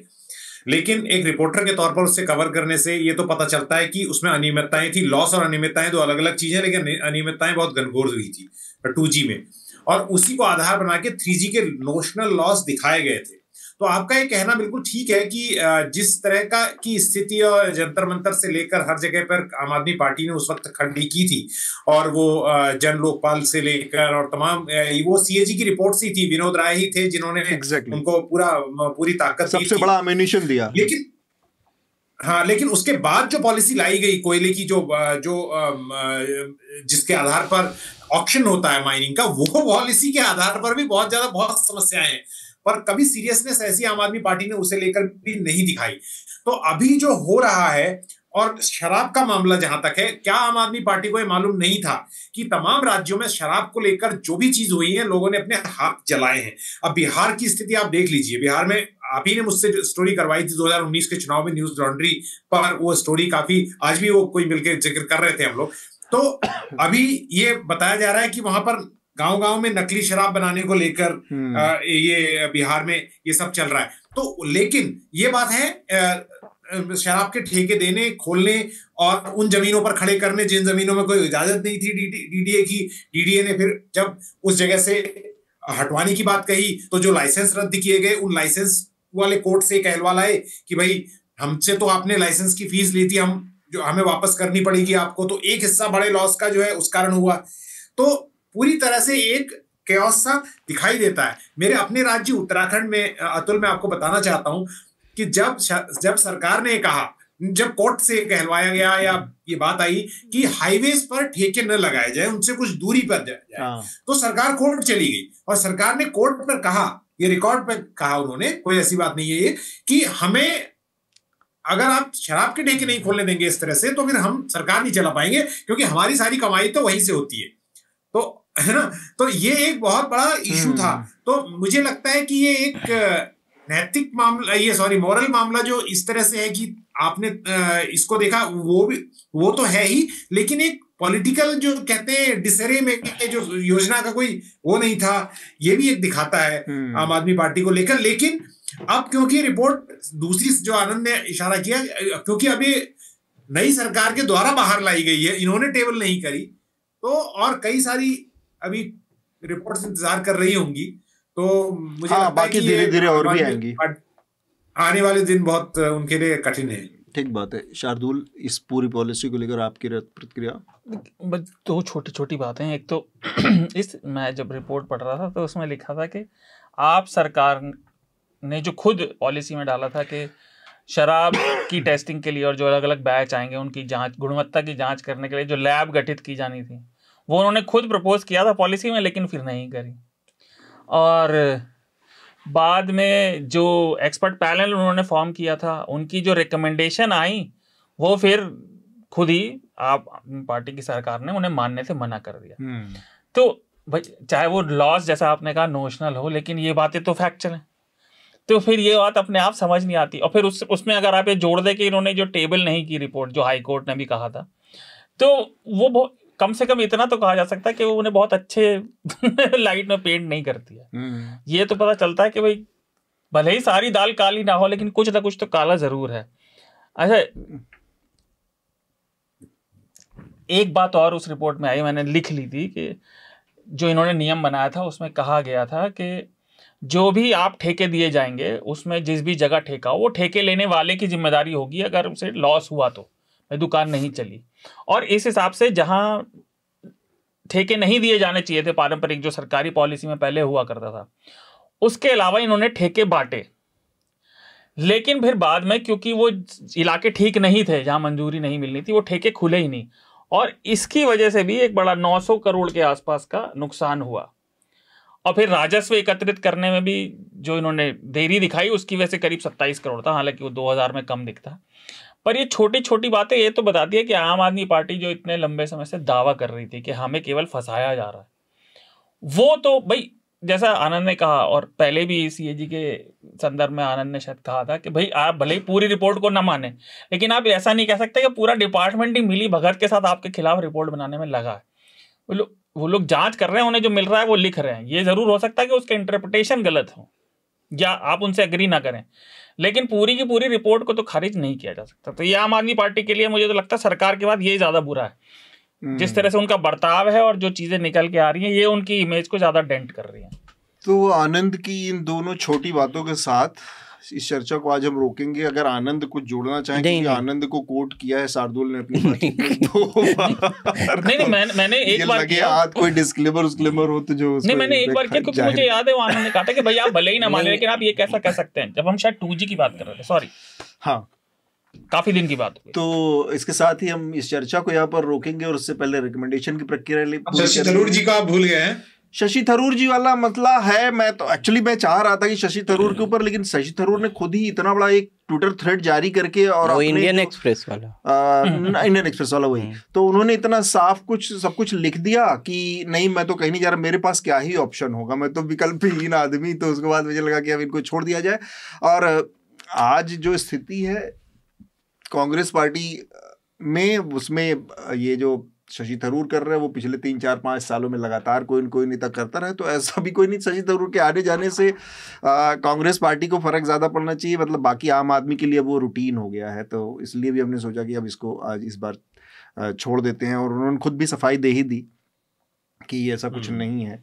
तो उससे बेहतर है कि हम लोग रिकमेंडेशन मीडिया के एंगल से एक्सप्रेस पे कर सकते थे। हाँ एक्सप्रेस, मतलब उन्होंने शब्द यूज किया एक जगह, फेक न्यूज सीधा बोल रहे। उसमें एक्चुअली इंडियन एक्सप्रेस के खिलाफ जो उन्होंने ट्विटर थ्रेड लिखा, उसमें मुझे यही लगा कि वो इंडियन एक्सप्रेस ने तो एक कोरिजेंडम भी पब्लिश कर दिया था, उन्होंने लिख दिया था कि इसमें ये चीज मिसकोट हुआ है, कोर्ट को गलत तरीके से लिखा गया। लेकिन जितना बड़ा आरोप शशि थरूर ने लगाया, वो आरोप और वो थ्रेड बताता है कि शशि थरूर एक्चुअली कुछ और प्रूव करना चाह रहे हैं उसके जरिए। अटैक वो इंडियन एक्सप्रेस पे है, लेकिन वो मैसेज कहीं और जा रहा है, और वो मैसेज डैमेज कंट्रोल का मैसेज है। ये एक चीज मुझे समझ में आई, क्योंकि आउट ऑफ प्रोपोर्शन उन्होंने उस चीज को जाके पेश किया है। जितनी मतलब अपराध छोटा था, उसका जो उन्होंने जो सजा, जो तस्वीर बनाई वो बहुत बड़ी थी। अगर उस पर आनंद आप कोई कमेंट करना चाहें? शार्दुल, आनंद? नहीं, मेरे ख्याल से वो क्लिक बेटी हेडलाइन लिखने का ये एक अभिशाप है, मतलब कि और उन्होंने इसमें आरोप भी लगाया है कि वो कोई अपना मलयालम वाला कोई अपना सेगमेंट प्रमोट करने के लिए, मलयालम पॉडकास्ट जो है, पॉडकास्ट, हाँ, उसको प्रमोट करने के लिए, तो कई बार ये मतलब प्रिंट में भी होता था, लेकिन ऑनलाइन में ज़्यादा हो गया है, खासकर सर्च इंजन ऑप्टिमाइजेशन में आपकी चीज़ें आगे दिखें। तो कई बार आप हाँ, क्लिक बेटी, आप आर्टिकल लिखते हैं या कुछ गंभीर विषय से भी, तो उसमें से वैसी चीज़ें ली जाती हैं जिसका हो सकता है उस लेख से कुछ ज़्यादा संबंध भी नहीं हो, लेकिन वो सबसे सनसनी वाली हो। और वो चीज़ ऑडियो में भी हो रहा है, वो चीज़ जो क्लिक बेटी डालने का, तो ये एक घंटे में 30 सेकंड का कोई तो एक मेरे ख्याल से इसका, हालांकि वो भी अब पत्रकारिता का भी ही पार्ट है कि सोशल मीडिया जो टीम रख रही हैं ये मीडिया संस्थाएं, वो अब सोशल मीडिया टीम जो है अपने सैलरी को वैसे ही जस्टिफाई करती हैं कि मतलब हम कितना क्लिक बेटी हो सकते हैं, नंबर पे हिट लाने पे। बिल्कुल ठीक बात है। वो मेरे ख्याल से जो लीगेसी मीडिया है, एक्सप्रेस वगैरह भी इससे अनछुए नहीं हैं, वही ये दिखाता है। डिजिटल का दबाव उनके ऊपर भी है। हृदय? नहीं, बिल्कुल ठीक बात है। यहाँ पर भी जो एक कॉन्फ्रेंस थी जिसके लिए मैं आया था, वहां पर एक व्यक्ति ने बड़ा अच्छा प्रेजेंटेशन दिया कि सोशल मीडिया कैसे फंक्शन करता है। तो उसने 2 बातें बड़ी इंपॉर्टेंट कही जो हमारे और आपके लिए इंपॉर्टेंट है। उसने कहा पहली बात तो ये, सोशल मीडिया पर लोग न्यूज के लिए नहीं आते हैं, और दूसरी बात ये आप समझ के चलिए कि सोशल मीडिया जो है वो कंपनियां चला रही हैं जो प्रॉफिट के लिए काम करती है। तो आप ये सोचें कि आप कोई जनहित की पत्रकारिता करेंगे या आप ऐसा व्यक्ति करेंगे और उसके बहुत तेजी से राइज होगा, ये नहीं है। तो जो बात उन्होंने नहीं कही जो सुनने लायक थी ना, वो ये थी कि झूठ जो है वो तेज चलेगा सोशल मीडिया में, सच नहीं चलेगा तेज, जो कोई नई बात नहीं थी, लेकिन क्योंकि उन्होंने काफी रिसर्च के आधार पे वो प्रस्तुत किया था और कई सारे और भी हिस्से थे, पर ये 2 हिस्से अभी एकदम मुझे याद आ रहे हैं। तो ये चीज का ही एक नजर है। शार्दुल? नहीं, सारी बात हो चुकी है, मुझे इस विषय पे ज्यादा। आप खुद ही क्लिक बेटी लिखते हैं क्या? मैं तो लिखता ही बहुत। आप बिल्कुल उल्टा कह रहे हैं। मैं तो ये भी सोचता हूँ कि जो बात कहने वाली है उससे मुझे कुछ कहना भी चाहिए या नहीं। मैं कुछ नहीं लिखता। शशि थरूर के तो आपको तो आप प्रेमी, आपको तो अच्छा मैं प्रेमी केवल अपने प्रेयसी का और किसी का नहीं हूँ। तू इधर उधर की बात न कर, तू बता कि कारवां क्या लूटा। नहीं भैया, मेरे को क्या मतलब शशि थरूर से भैया। ये नेताओं से जो प्रेम करना है ये मूर्खों की निशानी है, नेताओं से कौन प्रेम करता। अच्छा ठीक है, तो शार्दुल का कहना है कि मैं सिर्फ अपने प्रेयसी का प्रेमी हूँ। और क्या भाई, और किसी का प्रेमी? और किसी प्रेयसी नेता नहीं है मतलब। तो रिकमेंडेशन की प्रक्रिया सबसे पहले हृदय साहब से पूरा करते हैं, क्योंकि आप ऑनलाइन जुड़े हैं। आनंद से शुरू करें तो तब तक मैं थोड़ा नहीं, ओके आनंद जी, आपके ऊपर पास कर दिया गया है। नहीं, तो चूंकि हिंदी पे पर बहुत बात हुई और हिंदी का ही मंच है, तो हिंदी से ही कुछ रिकमेंड करना जरूरी है। तो मैंने हाल में हिंदी की एक मोहन राकेश की कहानी पढ़ी किया था। हाँ, नहीं, मैं कर रहा हूँ रिकमेंड। अच्छा, आज करेंगे? मुझे लग रहा है कि आपने पहले भी किया है। अरे उन्होंने बहुत कहानियां लिखी। ये ट्रोलिंग अच्छी चीज नहीं है। आता था पहले में क्या, उन्हीं की कहानियों पर आधारित था। तो नसाड़ के एक दिन कुछ नहीं, मैंने एक छोटी सी कहानी पढ़ी थी कि वो हाल ही में कि 50 के दशक में उन्होंने लिखी थी सीमाएं। तो उसमें मतलब वो अपने समय के लिए और ख़ासकर मध्यवर्गीय पाठक वर्ग के लिए लिखा था, क्योंकि वो जिस पत्रिका में छपी थी वो साहित्यिक पत्रिका नहीं थी, वो सरिता में थी। तो अच्छा। वो जो मध्य मार्ग की पत्रिका फैमिली न्यूज़ जिसको मिडिल ब्रो बोलते हैं पब्लिकेशन, न ऊपर न बीच वाली, तो और जिसका कंजम्पशन परिवार करता था। तो लेकिन उसमें उन्होंने वो लिखी थी तो उसी पाठक वर्ग को ध्यान में रख के कि जो बहुत क्लिष्ट भाषा या बहुत साहित्यिक भाषा नहीं समझता है या ना ही एकदम सरल सलील की भाषा हो तो एक भाषा की दृष्टि से भी और हिंदी को पॉपुलर करने की दृष्टि से भी कि लोकतांत्रिकरण जो हिंदी का उस तरह की पत्रिकाओं का भी योगदान रहा, क्योंकि वो बहुत क्लिष्ट भाषा यूज नहीं करते थे और उस समय सिनेमा और रेडियो के अलावा जो है पठन पाठन ही एक मतलब एंटरटेनमेंट का था।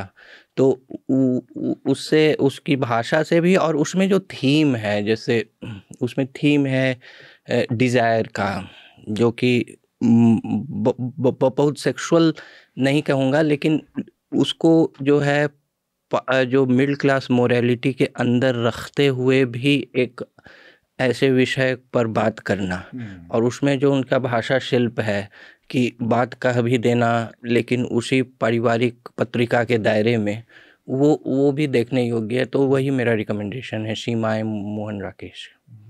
आजकल तो इस तरह की चीज़ों को वो कहते हो कि वो माता की चौकी रखी है, तो पता लगा कि माता की चौकी क्या है, वो कर रात में कि वो लड़कियां अपना दारू पार्टी जो कर रही थी उसके लिए माता की जो कोड वर्ड भाषा के दायरे में शिल्प का ध्यान रखते हुए आजकल ये सब फिल्मों में आ रहा है।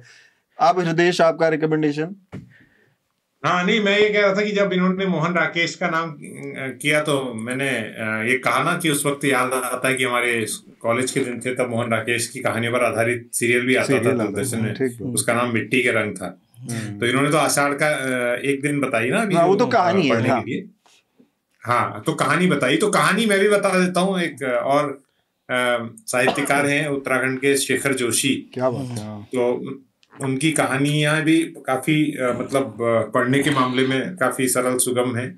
तो एक कोसी का घटवार एक बड़ी फेमस कहानी है। हाँ। कोसी का घटवार, और मैंने उसका लिंक भी भेजा है आशीष को, हमारे प्रोड्यूसर जो हैं, और वो अगर उसे देंगे तो उसमें भी काफी एक प्रेम का एक बहुत ही खूबसूरत चित्रण है।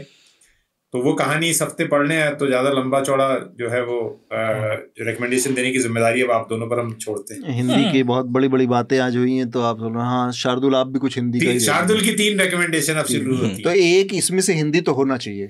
नहीं है, अगर 4 करने दे तो एक में डाल दूंगा। उनके लिए मतलब आ जाते हैं आपकी चर्चा में, तो आप एक मतलब हैसियत भूलिए मत टाइप। एक फ्रेंच, एक रशियन और एक जर्मन। हिंदी के पक्ष में बोलते हैं, इसका मतलब ये नहीं हिंदी के साथ रहते। नहीं ऐसा है। देखिए 3 छोटी छोटी हेडलाइन जो हमारी लिस्ट से निकल गई थी, उन्हीं से जुड़े मेरे रिकमेंडेशन है। एक तो बीबीसी की 3 दिन पहले रिपोर्ट आई थी कि billion Indians have no spending money, के भारत में भले ही जनसंख्या खूब बड़ी हो लेकिन पैसा खर्च करने की शक्ति बहुत। किसी संस्था की रिपोर्ट है जिसको ये जी इंडस वैली प्रोजेक्ट की है, और उस पर बीबीसी के नाम पर ही बताते हैं आजकल सब कुछ, है ना। तो निखिल इनामदार की रिपोर्ट है। बट भारत की अर्थव्यवस्था को, जैसे आज हम बात कर रहे थे इससे पहले कि मार्केट भी आज पूरी तरह क्रैश कर गया है, क्रैश हो गया आज। तो भारत की अर्थव्यवस्था को समझने के लिए काफी अच्छी रिपोर्ट लगी मुझे। दूसरा, जीन हैकमैन और उनकी पत्नी कल काफी पुराने अभिनेता थे, तो काफी मशहूर भी थे, वो अपने घर में मरे हुए पाए गए यूएस में। तो उनकी एक पिक्चर है जिसके लिए उन्हें ऑस्कर मिला था। मेरे व्यक्तिगत मत में वो बेस्ट वेस्टर्न मूवी है क्लिंट ईस्टवुड की, अनफॉरगिवन। तो वो देखिए, उसमें लिटिल बिल डैगेट का बेहतरीन रोल जीन हैकमैन ने किया था, तो क्योंकि संदिग्ध अवस्था में पाए गए, अभी पता नहीं है। तीसरा, एक और हेडलाइन रह गई थी, सज्जन कुमार को उम्र कैद की सजा हो गई फाइनली। इतने साल लगे, लेकिन दूसरी उम्र कैद हुई है ये, तो लेकिन कम से कम अब उस चक्कर में तो एक पुरानी किताब है, बहुत मशहूर किताब है, व्हेन अ ट्री शुक दिल्ली, मनोज मित्ता की। अधिकतर लोगों ने पढ़ रखी है, पर अगर आपने नहीं पढ़ी है या रिफ्रेश करना चाहते हैं तो आप हिंदी का चाहते हैं तो जी जिस अभिनेता का जिक्र किया अभी, इनकी डेथ पाई गई है, ये वही है ना जिनके पत्नी और कुत्ता भी साथ में? जी जी, हाँ हाँ, यस, हाँ। और अगर आप हिंदी का चाहते हैं तो मैं एक और दे सकता हूँ, पर मैंने 3 सोचे। तो ठीक है, 4 हो जाएगा तो क्या है, यहाँ कौन सा वजन भारी हो जाएगा? एक हटा दिया जाएगा। नहीं हटाया नहीं, ये तीनों ज्यादा जरूरी है, तो चौथा मैं जोड़ देता हूँ। ये तो पेपर की तरह होगा, किन्हीं 3 प्रश्नों को हल कीजिए।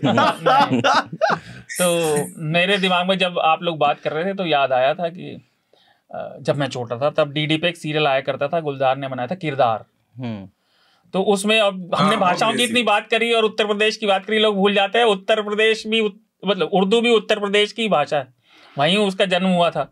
लेकिन तो हिंदी और उर्दू का वो सीरियल है, बहुत पता अच्छा नहीं, मुझे थोड़ा सा इस बात पे करेक्शन है। उत्तर प्रदेश, उर्दू का जन्म दिल्ली शाहजहानाबाद में हुआ है।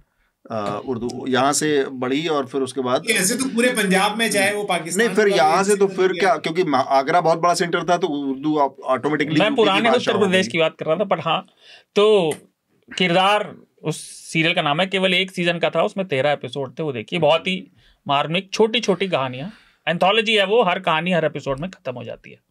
तो इतनी खूबसूरत रिकमेंडेशन के बाद मेरे लिए देने को कुछ बचता नहीं है, फिर भी मजबूरी है, और क्योंकि परंपरा है तो देना, पिछली बार मैंने समर्थन में हाथ उठा दिया था, देना पड़ेगा। एक मैच हुआ भारत पाकिस्तान का भी, तो उस मैच के नज़रिए से एक मेरा रिकमेंडेशन है, the greatest rivalry India versus Pakistan करके एक नेटफ्लिक्स पे आई है, 3 पार्ट की सीरीज है। हालांकि इस सीरीज में कुछ रिजर्वेशन है, मेरे कुछ प्रॉब्लम्स मुझे नजर आई, वो भी मैं बताता हूँ। लेकिन प्रॉब्लम ये है कि ये सीरीज भारत के नज़रिए से ज़्यादा लिखी गई, जिसमें जैसे कि इसमें सहवाग के वो ग्लोरियस मोमेंट का बहुत विस्तार से जिक्र करती है, जब वो मुल्तान में 309 रन मार रहे हैं, या उनके और भारतीय जो हाई पॉइंट है पाकिस्तान के खिलाफ। और एक बहुत ज़बरदस्त इनिंग है, बहुत ज़बरदस्त पाकिस्तानी खेल का एक हिस्सा है जिसको वो छू के निकल जाती है। अब वो है चेन्नई का वो वनडे मैच जिसमें सईद अनवर ने 194 रन मारे थे, और उसका जो सबसे ग्लोरियस पॉइंट है वो मैं इसलिए कह रहा हूँ कि ये बहुत भारतीय नज़रिए से बनाई गई है, थोड़ा नेशनलिस्टिक नज़रिया कह सकते हैं, जो भी आजकल की मजबूरी हो। वो इस बात का जिक्र करती है कि चेन्नई के पूरे स्टेडियम में जब 194 उस समय हाईएस्ट था, मतलब दोहरे शतक के पास पहुंच गया था, पहला आदमी था जो दोहरे शतक के पास सईद अनवर पहुंच गया था, और 321 रन बनाए थे इंडिया के खिलाफ पाकिस्तान टोटल। तो पूरे स्टेडियम में भारतीयों ने उठ के ताली बजाई थी सईद अनवर के उस तारीफ में। भारत वो मैच, और उस मैच में एक और बहुत शानदार इनिंग हुई थी, वो राहुल द्रविड़ की थी, जिसको कोई बहुत ज़्यादा उस तरह से, क्योंकि भारत हार गया तो हारने वाले को कौन ही याद करता है। तो लेकिन फिर भी ये जो भारत पाकिस्तान इंडिपेंडेंस कप 97, तो ये भारत के नज़रिए से, भारत नज़रिए कह रहा हूँ, ये भारत पाकिस्तान के राइवलरी के नज़रिए से ये सीरीज देखिए तो थोड़ा सा आपको आइडिया मिलेगा। लेकिन अब की जो स्थिति है, मुझे लग रहा है कि आज की स्थिति में ये बहुत डिसबैलेंस हो गया है, और ये इतना बड़ा डिसबैलेंस आज की तारीख में है कि मुझे लगता है कि अगर ये केवल और केवल पॉलिटिशियंस का बनाया हुआ एक वो रह गया है, आज अगर भारत को पाकिस्तान में खेलने की और पाकिस्तान को भारत में खेलने की छूट हो जाए, ख़त्म हो जाए, तो मुझे लगता है कि अगले 2 साल के अंदर, 3 साल के अंदर में भारत पाकिस्तान के मैच का जो चार्म था, जो हाइप था, जो फाइट का वो था, जो वो सारी चीज़ें ख़त्म हो जाएंगी, क्योंकि दोनों टीमों के बीच में skill wise, fighting spirit wise, game spirit wise और बहुत ज़बरदस्त अंतर आ गया है। टैलेंट पूल वाइज बहुत अंतर आ गया है। पाकिस्तानी टीम, मतलब ये एक स्थिति एक समय जो एसेज में आ गई थी, 90 के दशक में आ गया था। बिल्कुल एसेज जो है जो ओल्डेस्ट राइवलरी था, लेकिन 2005 में इसका थोड़ा सा करेक्शन पॉइंट आता है, जब फिर से राइवलरी, जब एसेज को हुसैन के उसमें फिर से जीता इंग्लैंड। क्या नासिर हुसैन कैप्टन थे? माइकल वॉन 2005 में जो फ्लिंट ऑफ जिस सीरीज में काफी मतलब तो ये इस तरह से एसेज को माना जाता है। वो एसेज से बड़ी रिवलरी इंडिया पाकिस्तान की मानी जाती है। और आप देखें कि शारजाह का पूरा जो टाइम था जब इंडिया पाकिस्तान नहीं खेलते, तब भी उनको मैच किया। टोरंटो की जो सीरीज थी 97-96 की, वो तो उस समय एक पूरा एक दूसरे किस्म का हाइप रहता था। अब सारी हाइप जो है वो सिर्फ और सिर्फ इसलिए है क्योंकि दोनों देश आपस में खेलते नहीं है। टैलेंट, स्किल और बाकी खेल के अलग अलग डिपार्टमेंट के उसकी प्रतिभा के नज़रिए से देखें तो दोनों टीमों के बीच में बहुत ज़्यादा कंपैरिजन के लिए कुछ बचा नहीं। मुझे लगता है कि अफगानिस्तान ज़्यादा बढ़िया टीम है आज की तारीख में, बहुत सारी टीमों, केवल पाकिस्तान के मुकाबले नहीं। अफगानिस्तान श्रीलंका से बढ़िया टीम है और भी कई सारी टीमों से बढ़िया टीम है।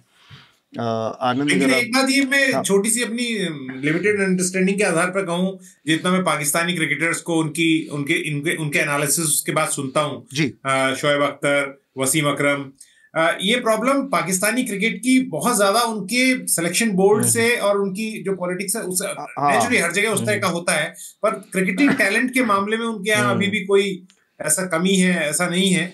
लेकिन यही है कि उनकी टीम में जिस तरह से चुनाव हो रहे हैं, जिस तरह की हरकतें हो रही हैं, तो वो एक बहुत उनके लिए बहुत मायूस करने वाली बात है। फैक्शनलिज्म पाकिस्तानी और सबसे बड़ी बात है उनके जो दर्शक हैं अभी भी उनमें न केवल खेल के प्रति बहुत दिलचस्पी है, बल्कि वो स्पोर्ट्समैन स्पिरिट भी कई बार बहुत है, बढ़िया दिखाते हैं। हाँ, देखिए आपकी बात में बस एक चीज जोड़ना चाहा था मुझे हृदेश, ये फैक्शनलिज्म पाकिस्तानी क्रिकेट की हमेशा से प्रॉब्लम रही है। ईगो क्लैश हर खिलाड़ी के बीच में, उसकी शायद वजह है क्योंकि जिस इकोनॉमिकल, जिस सोशल बैकग्राउंड से ज़्यादातर खिलाड़ी पाकिस्तान में आते हैं, वो एक स्ट्रीट फाइटर वाला, वो तो आपस में पटती नहीं। मतलब वो मैं देख रहा था, कौन था, रिजवान का एक इंटरव्यू जिसमें वो साफ साफ कह रहा है कि सब आपस में लड़ते रहते हैं, लीडर तो कोई बचा ही नहीं है टीम में। और ये आज की दिक्कत नहीं है, ये तो आज की जनरेशन की बात कर रही है, हमेशा से रहा है। जब जावेद मियांदाद खेलते थे, जब वसीम अकरम थे, या जब शोएब अख्तर थे, आपस में ड्रेसिंग रूम में फाइटिंग की कहानियां आती रहती थी, आपस में गाली, इवन फील्ड में आपस में गाली गलौज पाकिस्तान खिलाड़ी जो उतरे। हर टीम में 5 एस्पायरिंग कप्तान रहते, 5 कप्तान, एग्जैक्टली। तो एक टाइम पे 5 कप्तान एक्चुअली खेल रहे थे, 5 एक्स कैप्टन एक टीम में थे। ये प्रॉब्लम यही है, पाकिस्तान टैलेंट पूल के वाइज एक टाइम पे बहुत जबरदस्त था, लेकिन आज की तारीख में मुझे, मतलब हृदय को लग रहा है कि टैलेंट का अभाव, मुझे लगता है कि नहीं, टैलेंट का भी उस तरह का वो नहीं रहा, या उनके पास वो इंफ्रास्ट्रक्चर नहीं कि उस टैलेंट को पॉलिश कर सके। हृदय कह रहे हैं कि रिवाइव कभी भी कर सकता है, मतलब ऐसा नहीं हो सकता है कुछ साल बाद, ऐसा तो नहीं रहता। हाँ, ये तो रिवाइव कर सकता है क्योंकि एक टैलेंट पूल है। दूसरी बात है कि उस देश में जो है ये खेल बहुत लोकप्रिय है, भारत की ही तरह वहाँ भी काफी लोकप्रिय खेल है। बिल्कुल ठीक बात। तो ये आज की हमारी चर्चा थी पाकिस्तान और उसके क्रिकेट पे। हृदय ने बहुत सही बात बताई, पाकिस्तानी लोगों का, पाकिस्तान के जो खिलाड़ियों का एनालिसिस है वो बहुत ही ज़्यादा मतलब खुले दिल का होता है, बहुत ओपन, उससे वो एक्सेप्ट करते हैं। ये भी है ना कि मैंने कभी पाकिस्तान के, मतलब इससे थोड़ा डाइग्रेशन है, मैंने कभी पाकिस्तान के प्लेयर्स को, मैं दर्शकों की बात नहीं कर रहा हूँ, प्लेयर्स को भी ऐसे अंडर द बेल्ट रिमार्क करते हुए नहीं देखा। हमारे प्लेयर्स ने वो किया है, सच्चाई दिखाई है, कुछ ने, सबने नहीं, कुछ ने, वीरेंद्र सहवाग जैसे लोगों ने, तो वो भी एक चीज है। बट जैसा आनंद ने कहा, और हम सब उम्मीद करते हैं कि सब कॉन्टिनेंट में अगर सारी टीमें अच्छा खेलेंगी तो ये पूरा इंडियन क्रिकेट भी तभी फ्लोरिश करेगा। ठीक बात है। तो मैं भारत के नेताओं से यही चाहूँगा कि अगर इसमें थोड़ा सा ब्राउनी पॉइंट बनाना है तो भारत पाकिस्तान के बीच क्रिकेट मैच को हरी झंडी दे दे, बायलैटरल सीरीज़ को अगले 2-4 सालों में झंझट खत्म हो, और दूध का दूध पानी का पानी अगले 2-4 सालों में हो जाएगा। इसके साथ ही हम आज की चर्चा को यहाँ पर रोकेंगे। शार्दुल, हृदय, आनंद, भाषा, आप सब लोगों का इस चर्चा में शामिल होने के लिए बहुत बहुत शुक्रिया। इसके अलावा हमारे साथ हमारे साउंड रिकॉर्डिस्ट नरेश हैं, हमारे प्रोड्यूसर आशीष और तीस्ता, आप सब लोगों का भी बहुत बहुत शुक्रिया इस प्रोडक्शन के लिए। धन्यवाद, बाय बाय। आपको उन मीडिया संस्थानों को समर्थन देना होगा जो सरकारी विज्ञापनों पर निर्भर नहीं है। न्यूज लॉन्ड्री ऐसा ही मीडिया प्लेटफॉर्म है, हम किसी से विज्ञापन नहीं लेते। न्यूज लॉन्ड्री को सब्सक्राइब करने के लिए newslaundry.com/सब्सक्रिप्शन पर जाएं और अपने मन मुताबिक राशि चुनें। न्यूज लॉन्ड्री को सब्सक्राइब करें और गर्व से कहें, मेरे खर्च पर आजाद हैं खबरें।